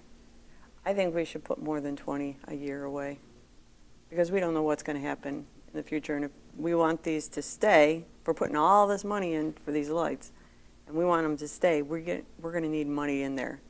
Because once it's gone, it's gone. Suggestion? Then the road commission. From what I see, the DDA was only approved through 2037. That's 11 years. We have 11 years to put money into this bank. Once it's in there, it's gone. I looked at putting 50,000 plus. In 11 years, we could have $650,000 in that account. Somebody hits that pole and it goes, and we have to cover that to replace it. What cost are we looking at then? So I guess the mast arm and the foundation, you're probably at today, in today's dollars, 60-ish thousand, and then if you get into any of the signal components, the controller box, it's, you know, you're over 100,000 real quick. No, that's Real quick, real quick. So, going on that, and I know, Phil, we talked about the insurance and stuff like that on cars. That's one thing that is on a state traffic accident report. It's specifically on there that we have to check a box if a utility or traffic control device was damaged, and the insurance information of the at-fault driver, and with insurance policy numbers and everything like that. And a lot of places, I've been on multiple where power poles have been taken out, and DTE comes out, and first thing we give DTE, here's a business card with the complaint number, and we put on those reports that it was a damaged traffic control device or utility pole, or something like that. It's on every state accident report. Yeah, it's, all that information is on the UD-10, and the road commission is very good about chasing those people down and getting compensation through their insurance companies if they're It's insured. no difference than these volunteer fire departments billing insurance companies. Yes. So they do that on a regular basis. It's just sometimes, and you would be amazed to know how many uninsured, well, you wouldn't, you know, being a police officer, how many uninsured, the general public would be probably shocked to learn how many uninsured motorists are out there. You know, because you enforce that law for many, many years, but that's why we have to have a pool of money. And to Trudy's point, and to Matt's point, if we're going to be spending $5,000 a year for normal maintenance, then that means we're only building the account by $15,000 a year if we're doing 20. So to Trudy's point, maybe it's a good idea to increase that. Quick question. If this turns out to be a disaster, congestion and traffic is so bad it just doesn't work out and we decommission it or the DDA dissolves, what happens with that money that's in a restricted account? The money in that restricted account has to be used. There will be a resolution, has to be used for that. If, when the DDA is dissolved, and there's, that money will stay there, okay, as long as those traffic signals are operational and can be used until it's gone for that purpose. What if they're not operational? Like If they're not operational, then that technically that money goes back to the taxing units from where it came. Okay. That's why the account is established, because if the DDA was holding this money, that money would go back to the taxing units. Because, and we confirm this with bond counsel, that if we set up a separate account for restricted for this purpose, that money is dedicated for that.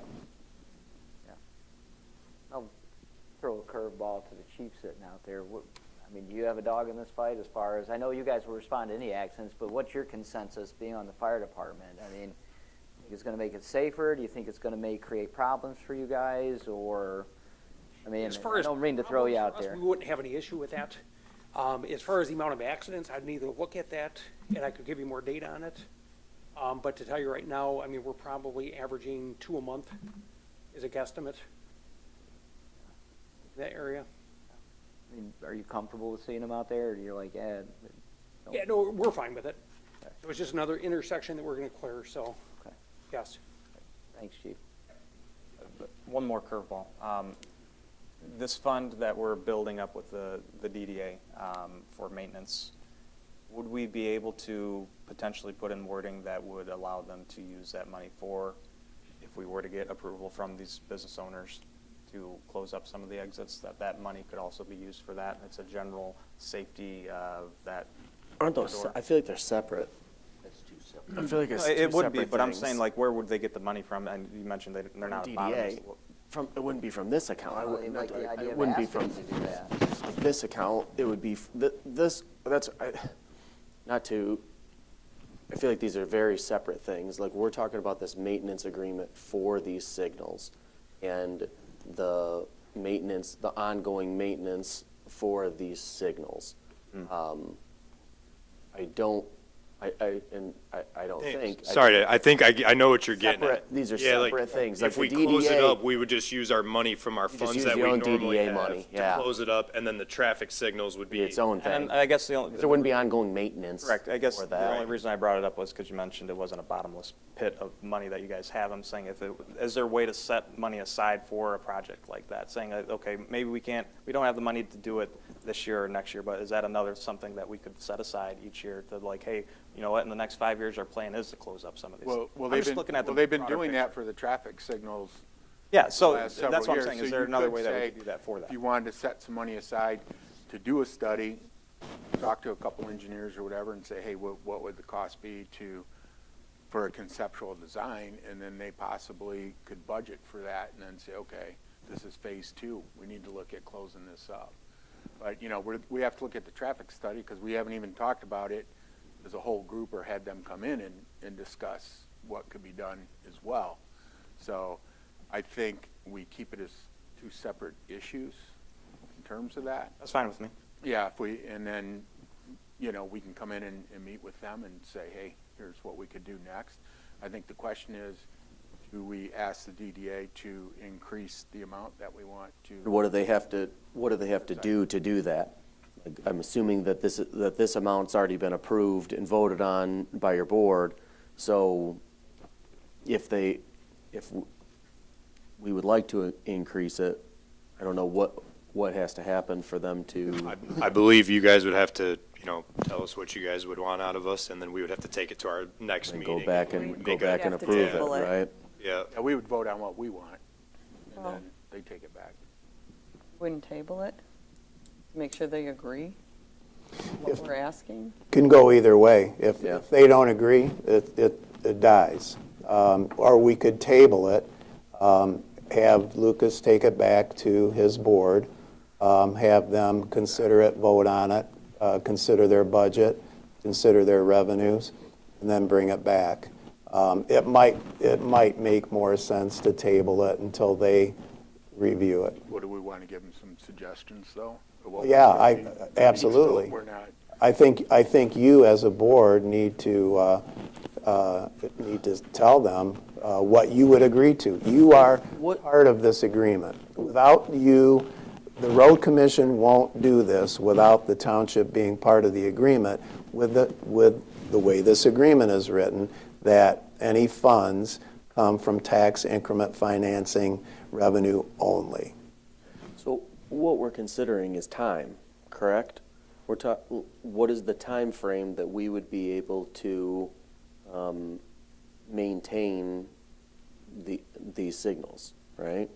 Like so what would the life be of these signals, and whatever that is, that's how much money we're going to want to have, is to be able to maintain them for the life of them, because once those funds are gone, there's a new bridge to cross. Once those funds are gone, the township cannot and will not contribute any more money. This was a DDA project. It cannot be funded in any part by township general fund money. So we'll just make a motion to table this and recommend that they increase the money that they're gonna put aside each year. But I think you better give, I think we you wanna better give them have an some idea. discussion and give them a figure based on what you think this board thinks is reasonable for the life of that project. Trudy, are you comfortable with 50,000? Does that make sense? How long are these gonna last? What's the life? If they're maintained, 20, 30 years or more, I would say. It all depends on the maintenance and, the abuse they take. But, yeah, as long as nothing's damaged and everything's maintained, I would say maybe even longer than that. There's so much technology advancements over the next 15 years that the lights that are gonna go up are gonna be obsolete, and who pays for You that? need It solar comes out of panels. this fund? Comes out of this fund. Well, maybe what we need to do is we're talking about the yearly, maybe we should be looking at increasing the upfront because that's gonna grow faster in terms of gaining interest. So if you put more money in there and just the rule of 72, that should double in 7, 8 years. So if you had $250,000 in there, that should grow to $500,000, 7 and 8 years down the road. And then take a look at maybe a little lesser amount going in every year to get it to build quicker. I mean, that would be an idea.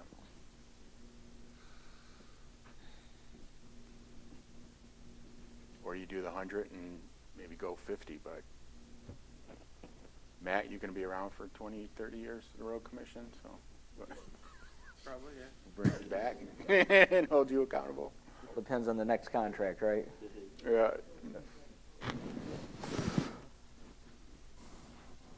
So, I guess we gotta give them some guidance.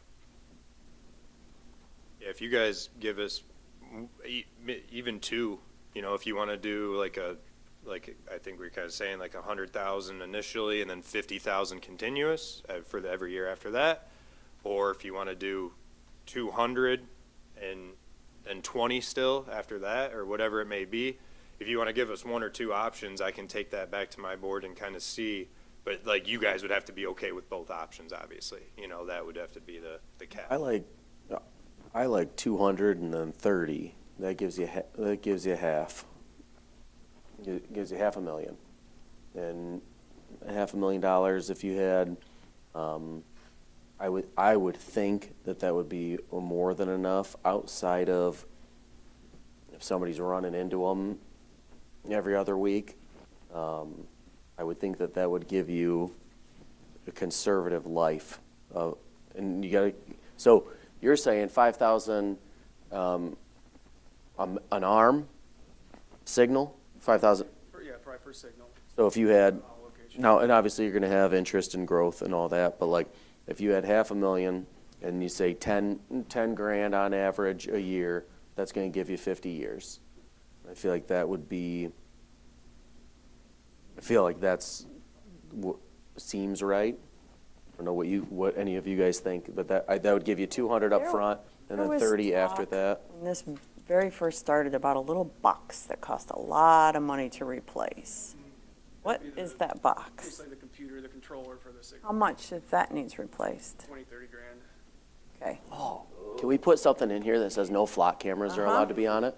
Let me please clarify that they wouldn't have any expenses until after. Okay, Joyce Blanton, 7705 Secor, Lambertville. I just want to make it clear that the township's liability would not come into play at all. Your money would not be touched at all until The DDA is. and if the DDA went away. That's a good point. So any money that's being put in, as Al points out, is going to be earning interest for you depending on how you invest it. So this is not an immediate liability that the township would be facing. Anything happens between now and right now, we are authorized through 2037. So you've got money building up. So it's not a matter of dollars that's just going to sit there. We're going to be responsible. Well, I'm sort of a member, I guess. I'm the quasi-legal member of the board that we just didn't, it was a mistake. We just didn't realize. Anyway, the point being that you're not going to be liable for anything at the very earliest until 2037. And I have to tell you, given all the improvements that we've put at the intersection and the roadway, which does not maintain itself, we maintain the roadway and repaving and everything. We undoubtedly will be asking for an extension beyond, at some point, beyond 2037, you know, under state law, to be able to continue to maintain what we have done and continue to do at our downtown area. So just, I want to make that abundantly clear, that the money we put in, you're not responsible for it. At the very earliest, if you don't, approve our existence for 2037, it doesn't come in until then, okay? We real clear on that? Okay, thank you. Very good point. So, can I add, to Joyce's point, as of 2037, so that means, to think that if you guys are gonna extend us more, maybe we don't put 50 in, maybe it's 25, because if it does go beyond, then we're getting to the point, I think someone brought it up of, okay, then we got too much money in there. You know, that's just kind of sitting there. I mean, yeah, it's growing in interest and stuff, but if we can only use it for the light, if we get to 6 million at some point, I know that's a crazy number, but like, I don't think we need that. Well, the other good point is, it was actually a note I have to ask Phil after the meeting. So the DDA can be extended.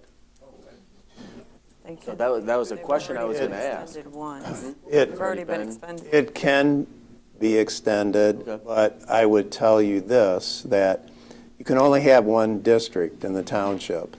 And there may be other districts that the township board at that time will be looking at other than the current district. So it may not be extended. The current board or their successors in interest may want that extended, but the vision for the township might change. It may be Temperance, it may be Samaria, it may be another area, because you can only have one district. Can you amend, can we amend later on down the road saying that, okay, we were up to like $6 million. Can we amend it to where they're not putting in 50,000? Yes. Okay, so Yes, but I'm going to make a motion that we table this and recommend that we do 200,000 initially and 30,000 yearly, and that they can have that conversation. Just a recommendation. I'll support that. Same here. Do we need to vote on it? I don't think we need. Yeah, you should, on a motion to table, yeah. We got support then? So I want to get this straight. So you're making, we're going to table it, but your suggestion is, With giving them that recommendation. right, 200, and then how much? 30,000. 30?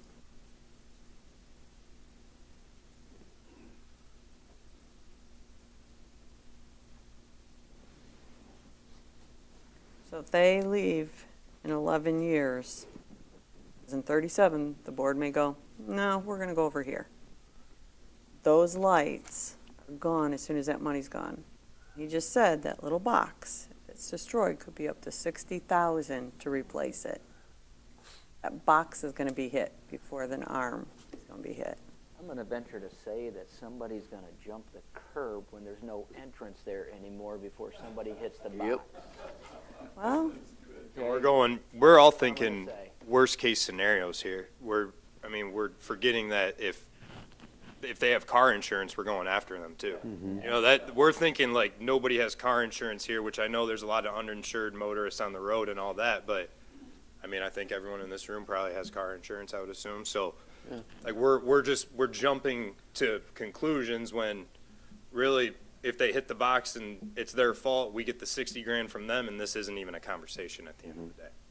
I know it's a possibility, but with that being said, I'm okay with 40, I'm okay with 50, I'm okay with 30. I think over the course of their next meeting that we can come up with a number that makes the most sense, whether the 200,000 up front makes that difference because the interest is going to accrue more. You know, I think we'll it's a good starting point for them to have the conversation. So. Yep. There's a motion. Mr. Stump? Aye. Mr. Bruning? Aye. Mr. Montroy? Aye. Mr. Gore? No, I'm ready to move forward. Janusik? Aye. Ms. Berger votes aye. Mr. Fryer? Aye, motion carries. Thanks for coming out. Thanks, Matt. All right. Chase, Argentina's Matt, if you want to come up for the next Make it to ring. Argentina. What's that? No, we won't. I lied. Messi's already got 2 goals. Okay, we've got 7E, approved car park hall door replacement. You've probably seen the pictures. It needs to be done. It's a safety hazard, and we're So- thinking Midwest, so. So this was brought to my attention, and I met with Pat and members of the park board about this, and I found out that Pat had previously repaired this once before, and the threshold on the one door, which was in more need of repair and is a trip hazard, the threshold has actually completely come loose now and is just bare cinder block and concrete there. So this was something that is clearly needed at this point, and in the pictures, the edges of the door jambs have rotted out. So we called a couple contractors to get pricing from them as reflected in the 3 bids here. The lowest bid was from Midwest Contracting for $13,075, and the scope of work for all 3 contractors is the same. The second lowest was Pavlika for $14,450, and then the third bid was $19,860 from Sealer Construction. So this is to remove the doors, remove the door jambs, and in the process of removing the doors and the door jambs, the way these steel doors are built, they will have to remove the drywall on the inside, and on the outside, the metal, so you break metal to get it bent. The metal is broke around the door to flash the siding, so all of that will have to be removed when they remove the doors and put the new doors in, install new metal flashing, new metal around, trim around the doors, and fix the drywall inside.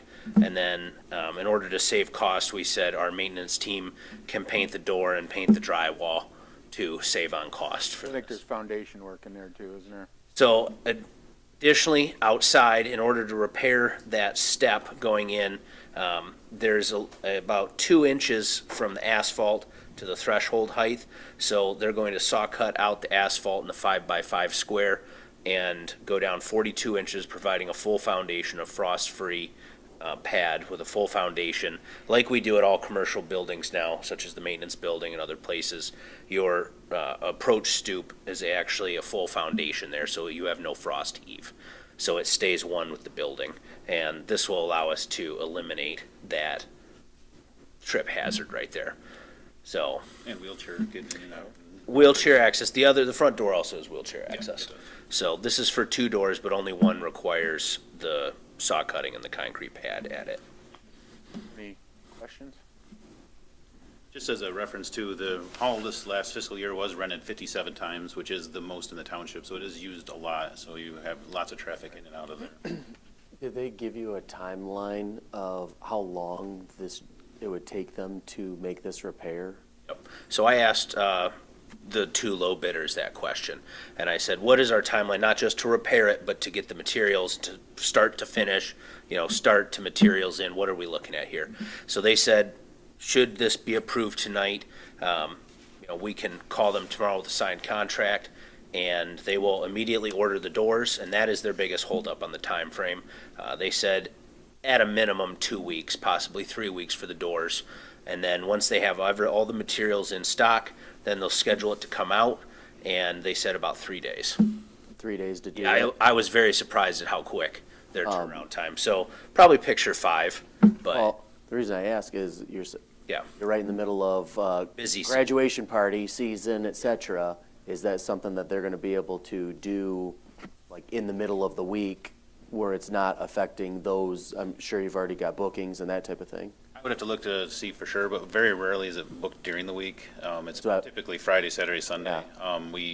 We do allow AA to use it on Wednesdays, but we could let them know That's that. what I was asking is, like, are they going to be able to Yes. knock it out on a Monday, Tuesday, Wednesday and be done? Or is it Yeah. going to be tore up for, where it's affecting graduation parties, that type of thing? What they had told me was 3 days Okay. to complete the job from start to finish. Now, that wouldn't be our guys having painted it, but it would be usable at that point by the end of the week. So obviously, that's something that we'd take in consideration when planning the dates with them and work with the park board on scheduling to make sure that we're not impeding anybody's summer plans. Yeah, that sounds good. There's no more questions? I can get a motion? I'll make a motion to approve the repair at Car Park Hall entrance doors and an installation of a frost-free concrete pad by Midwest Contracting in the amount of $13,075, which will come out of account 101-265-933.0030, which, to Joe's request, that's maintenance, parks, and buildings. Support. We have support. Please take the roll, Ms. Hirschberger. Montre? Aye. Mr. Bruni? Aye. Mr. Stump? Aye. Mr. Gore? Aye. Ms. Janusik? Aye. Chair votes aye. Mr. Pryor? Aye, motion carries. Thank you. We're not done. Next up. So I wanted to also mention that all of these items were previously brought before the park board. I know it's in the packet, but they were approved by the park board at the standard park board meetings. So the next thing, I met with Pat Thatcher. Sorry. Next on the agenda, we're going to be approving the purchase of basketball hoop backboards. In terms of this, we blow these out every so often, and we get people dunking, that kind of thing. It's just, doesn't happen every day, but we're needed. Okay. Is that what it's from, or is it from So vandalism? it's also vandalism. I was about to say, we've had reports in the park board as well of people throwing rocks at them, doing all sorts of things. So sometimes, previous to this, we had replaced 2 of them. We were able to get one replaced under warranty and one we purchased. And they were both replaced and used almost immediately. And from there, we moved to get some more and bring it to the board. So this was for 4 because we have at least another 2 that are cracked right now that will require replacement or could be replaced potentially right now, and we want to have another 2 in storage. This is a single source supplier due to the brand, the specific play brand sold by Escalade Sports. Any questions? I don't know, we got rid of a skate park because of all the vandalism, so we quit throwing money at that. I mean, is this something we just gonna keep throwing money at? Well, we got to bring it. Backboard, that they I think keep most of them were vandalized? from the early 2000s. So we're not talking about a year or 2 old here. We're talking 20 years old. 20 years old. Yeah, they've been- So they degrade from the UV and then they get more easily shattered. And without cameras, our vandalism is speculation. We do have a new basketball court at White, so I don't know what else we'd do with it. Put some trail cams on those posts. Flock cam. We're looking into that. Not flock cameras. Yeah. Keep that commie stuff to yourself. Any other questions? If there is none, if we can get a motion. I'll make a motion to approve the backboards for the park system as presented, in the amount of $3,912 to come out of account number 101-265-933.0020, which is maintenance parks equipment. Support. Have support, please take the roll, Ms. Hirschberger.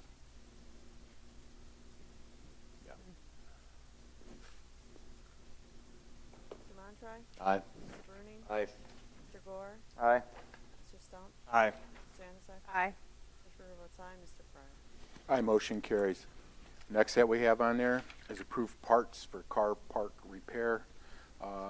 We did have a complaint there, so Pat checked it out. If you want to talk about what we're replacing real quick. So Pat had fielded a complaint from somebody about this, and he went out, looked into it, looked at the parts, and contacted our rep from We Build Fun, which is usually Raleigh Madison, and reached out to Raleigh, let him know what we had going on, and Raleigh and he came together with this parts list to repair the, I don't want to say damages, but the wear and tear needed to fix this.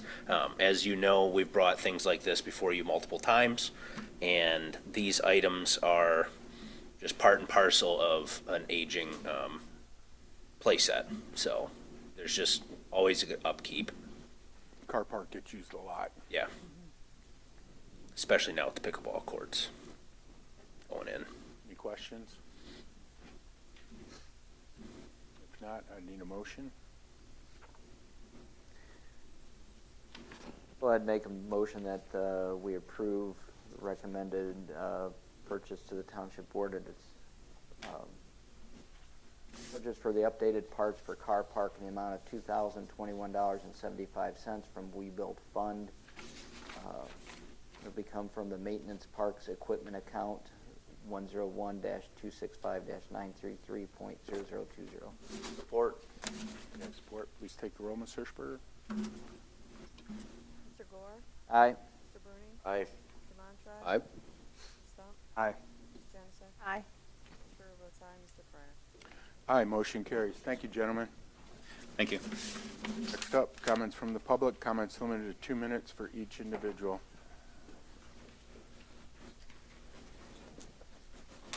I'm back again. You probably wonder why I worry about the DDA. I inherited it 30 years ago, and we did a heck of a job. We used to have attorneys show up at the meetings to make sure we did things right. I gave Phil some references earlier. You don't have to look them up, I got them. And they're important. One of them requires this DDA, or whatever it's called now, because the new statute just said the old ones continue on. There's a requirement for them to put a website together that has 25 items that must be on it. It's not permissive. It is a requirement, and it's 7 years old. We've been after you folks for doing it. I'll give them to you, Phil. The other one is another one that says extra money.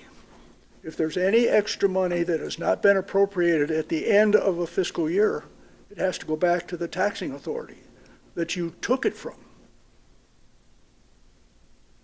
And it is supposed to be reported every year.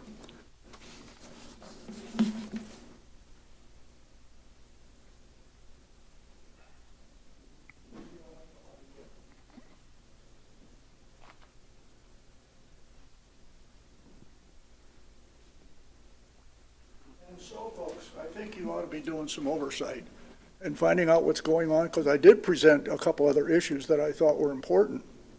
But if you don't do it, Secretary of Treasury can.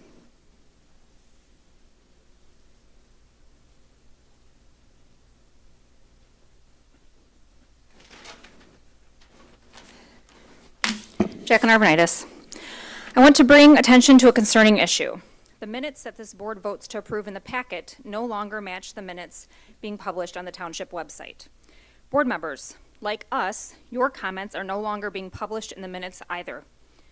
What you are voting on in that packet is not what the clerk's office is publishing on the website. For years, both public and board comment summaries were included in the packet for approval and in the published minutes. Since June 17th, 2025, both have been fully removed from the published minutes. Starting with the November 18th packet, public comment summaries are no longer included in the packets at all. As a result, the official record available to the public no longer fully reflects what occurred at these meetings and does not match what this board is reviewing and approving in the packet. This began after residents requested that their personal addresses be redacted from the minutes for privacy reasons.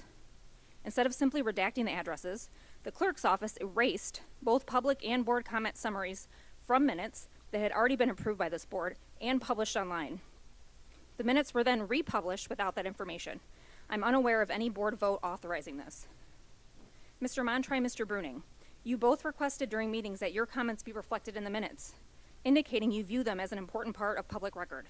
The clerk's office decided to go back and erase your comments from the minutes online. Did you know that? Who does that serve? The solution is simple. Restore both public and board comment summaries to the packets and publish the same version that the board approves. I would strongly urge against restoring only board comments. If board comments belong in the public record, then public comments do as well. The board should be voting on a complete record, and the published minutes should match what is approved.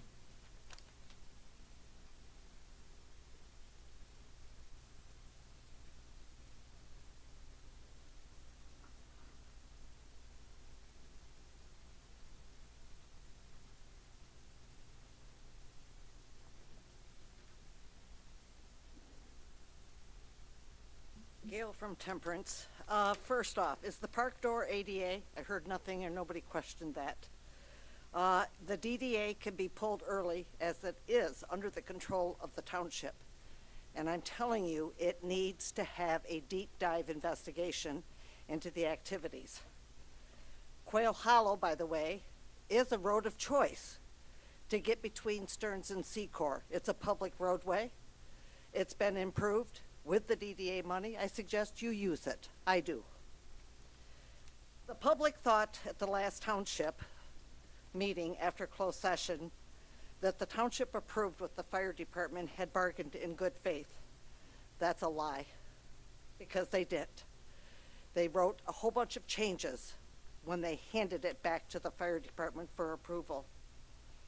I took offense to the labor attorney's comment that once everything gets all done and back in place, that people can go back to doing their jobs. That's what the fire department's trying to do.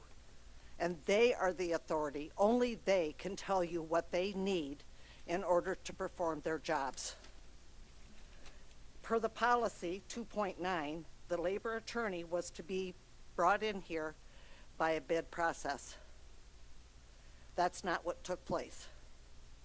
I'm really questioning just how all this stuff is happening and getting past what is supposed to be acceptable behavior for our elected.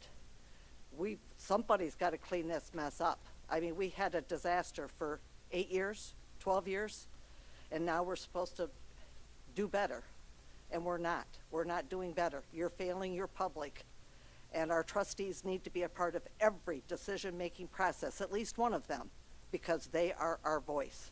So somehow, in some way, you have to make them a part of it. Thank you.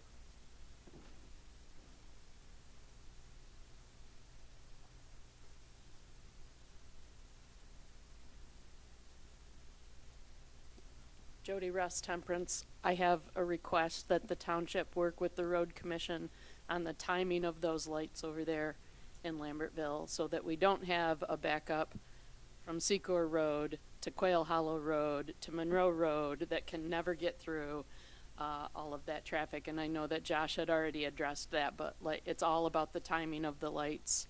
And those things get out of whack every once in a while, and they need to really be addressed because the traffic is bad, as we all know. And it'll help everybody out if we just get them timed right. But the second thing I wanted to mention is we are the Bedford Library is partnering with the Bedford Veterans Association right now, helping them out with a fundraiser. So we have a basket raffle going on over at the library that the veterans have their raffle license for.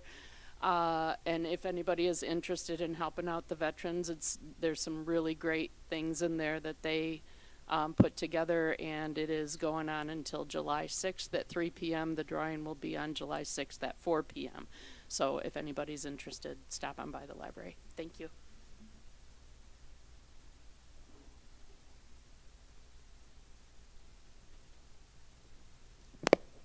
Dale Track, Lambertville, Michigan. At the previous meeting, it was discussed that we finally realized that we need a third ambulance. So how are we going to pay for it? Where are the cuts going to come from? Let me tell you where it should come from first. Because right now, we're looking at a board that continues to approve benefits that just do not exist outside of this realm. And right now, you're talking public safety over taxpayer-funded benefits that self-enrich you. So we're talking 8% contributions to your 403B plans. Nobody gets that. And you don't even have to match it. But if you do, you put another 5% in, then you get a 13% addition into your 403 plan. You have $2,000 and $4,000 debit cards for your health care. Nobody has that. I see it nowhere. I know nobody that has those. So we can start there to start paying for another ambulance. And let's talk about things that should have been taken care of decades ago, as you know, as we heard from the former supervisor that said maybe we should look at benefits. Well, if we would have, the self-enrichment over the last couple decades, we'd have probably had close to $10 million between the lifetime health care insurance that we're paying $54,000 a year for right now. For about I believe it's 6 or 7 people that still qualify for the lifetime health care. That's money that could go for taxpayers. Before you cut services to any other item, you need to look at your self-enrichment. We're not Washington here, where I've heard some of you people talk about, wow, we can't operate like Washington. Thank you.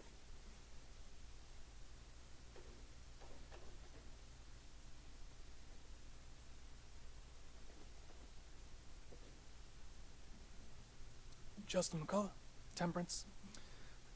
So I spoke earlier in my 4 minutes of public comment time about Harvest Moon Development LLC not existing. I should have been more specific. Harvest Moon Development LLC does not exist in the state of Michigan. The state of Michigan operates under the Licensing and Regulatory Affairs, and you can search their website for all businesses, and that's up to date as of yesterday. So unless he filed that business today, it's not licensed to do business in the state of Michigan. However, Brad Helm is the owner and operator of Black Oak Builders. So he's a home builder. Don't know why he couldn't do that through that organization. Harvest Moon Development LLC is registered in the state of Ohio. It's not registered in the state of Michigan. If you have a business that's registered out of state, it needs to be registered in Michigan as a foreign agent. It's real simple, basic business stuff. I'm sure you guys did your due diligence, so, you know, just double check. Thanks.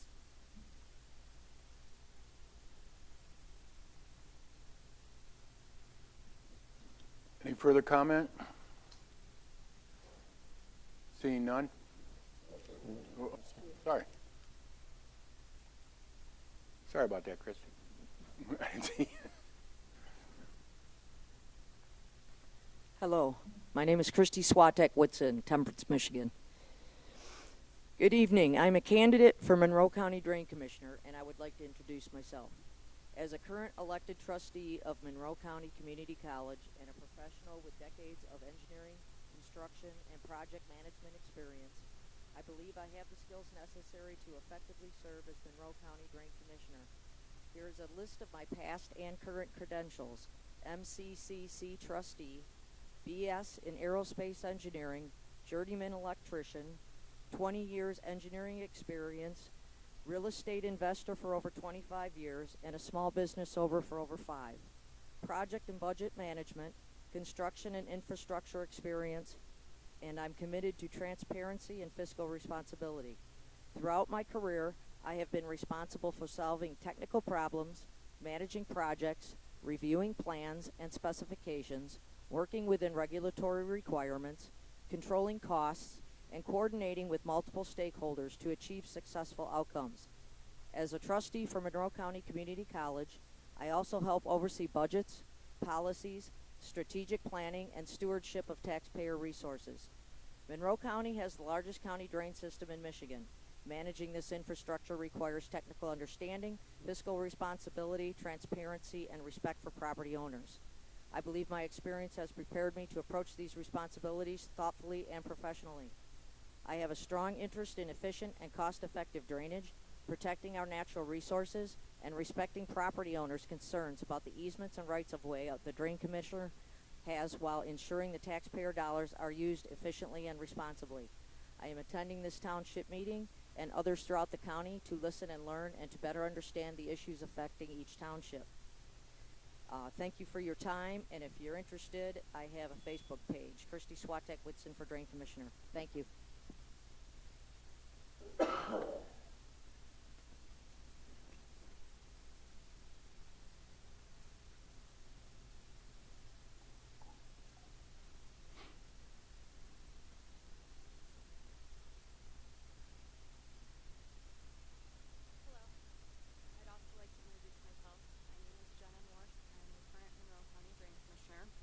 I was appointed in March by unanimous decision. I've worked in local government for 13 years, and I've been at the Drain Commissioner's office in various roles for the past 11 years. So I know a lot of people on the board already know me, but for those in the community that don't know me, I want you to be able to put a face with a name. Just to kind of give you an update on some of the things that are going on at the office, we've been working on recording easements with the Register of Deeds office. These drain easements were already in place. They're not new easements on the property. They're just being officially recorded with the Register of Deeds office, which makes it much easier for title search companies and residents to know that they're there. They've always been considered recorded by being on file at the Drain Commissioner's office, so this takes a step further to make it more accessible and more transparent. We are getting ready to work on our annual drain report here in August. We have been having some issues with BSNA software, but we're working through those. I've developed good relationships through the years working for the county with different departments, and was able to get another department head to come to our office for a while and see the issues that we're having, because they're kind of related to other departments and other departments' data, and was able to make some progress there to get both the department that holds the records, our department and BSNA to kind of understand the dynamics of it so we can get that fixed. I do want to point out that everything the Drain Commissioner's office does has to be done through the drain code, the laws and regulations that are set for us. There are some things. Thank you. Thank you.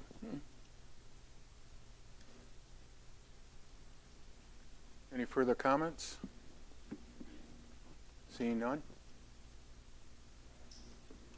Yeah, I would like to ask again that we set up a COW meeting for the fire department feasibility study and the road safety study, maybe this month or next month, as soon as possible from my perspective.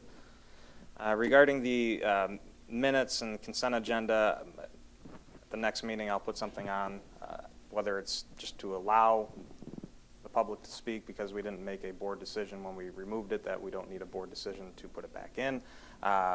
Creating a policy that we don't change our board meeting procedures right before the meeting without formal board approval. You know, that's happened twice now since I've been on the board. Things change at the last second. Don't necessarily like how that has worked out. So if we are going to change anything regarding board meetings and the procedure of that, I would like that to formally come to the board for a vote, while understanding and respecting that the chair has sole discretion, but he has shown that he's willing to work with the board and wants to build consensus on that. Or just restructuring the agenda as a whole, moving presentations up and the public comments up before the consent agenda, so when they do speak to the minutes, it's not voted on. It's already a moot point, as some have pointed out. Don't think we're going to meet before the 4th of July, so 250 years of the greatest country in the history of the world. I want people to just think about what it's taken to get to this point, you know, celebrate it a little more, embrace it a little more, be proud of it. 250 years, it's a big milestone, and I hope we have another 250. That's all. Nothing to add. Oh, everyone have a good night, good weekend. No, nothing to add, just Everybody have a good weekend, good safe summer, and happy 4th to everybody. Hope, celebrate responsibly. If you're going to be lighting off the fireworks, may or may not be doing that myself, but just be responsible, folks. Greg?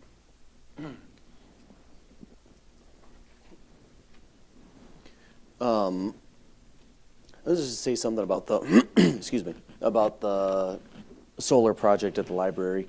I'm still very hesitant, and I hope that it works out.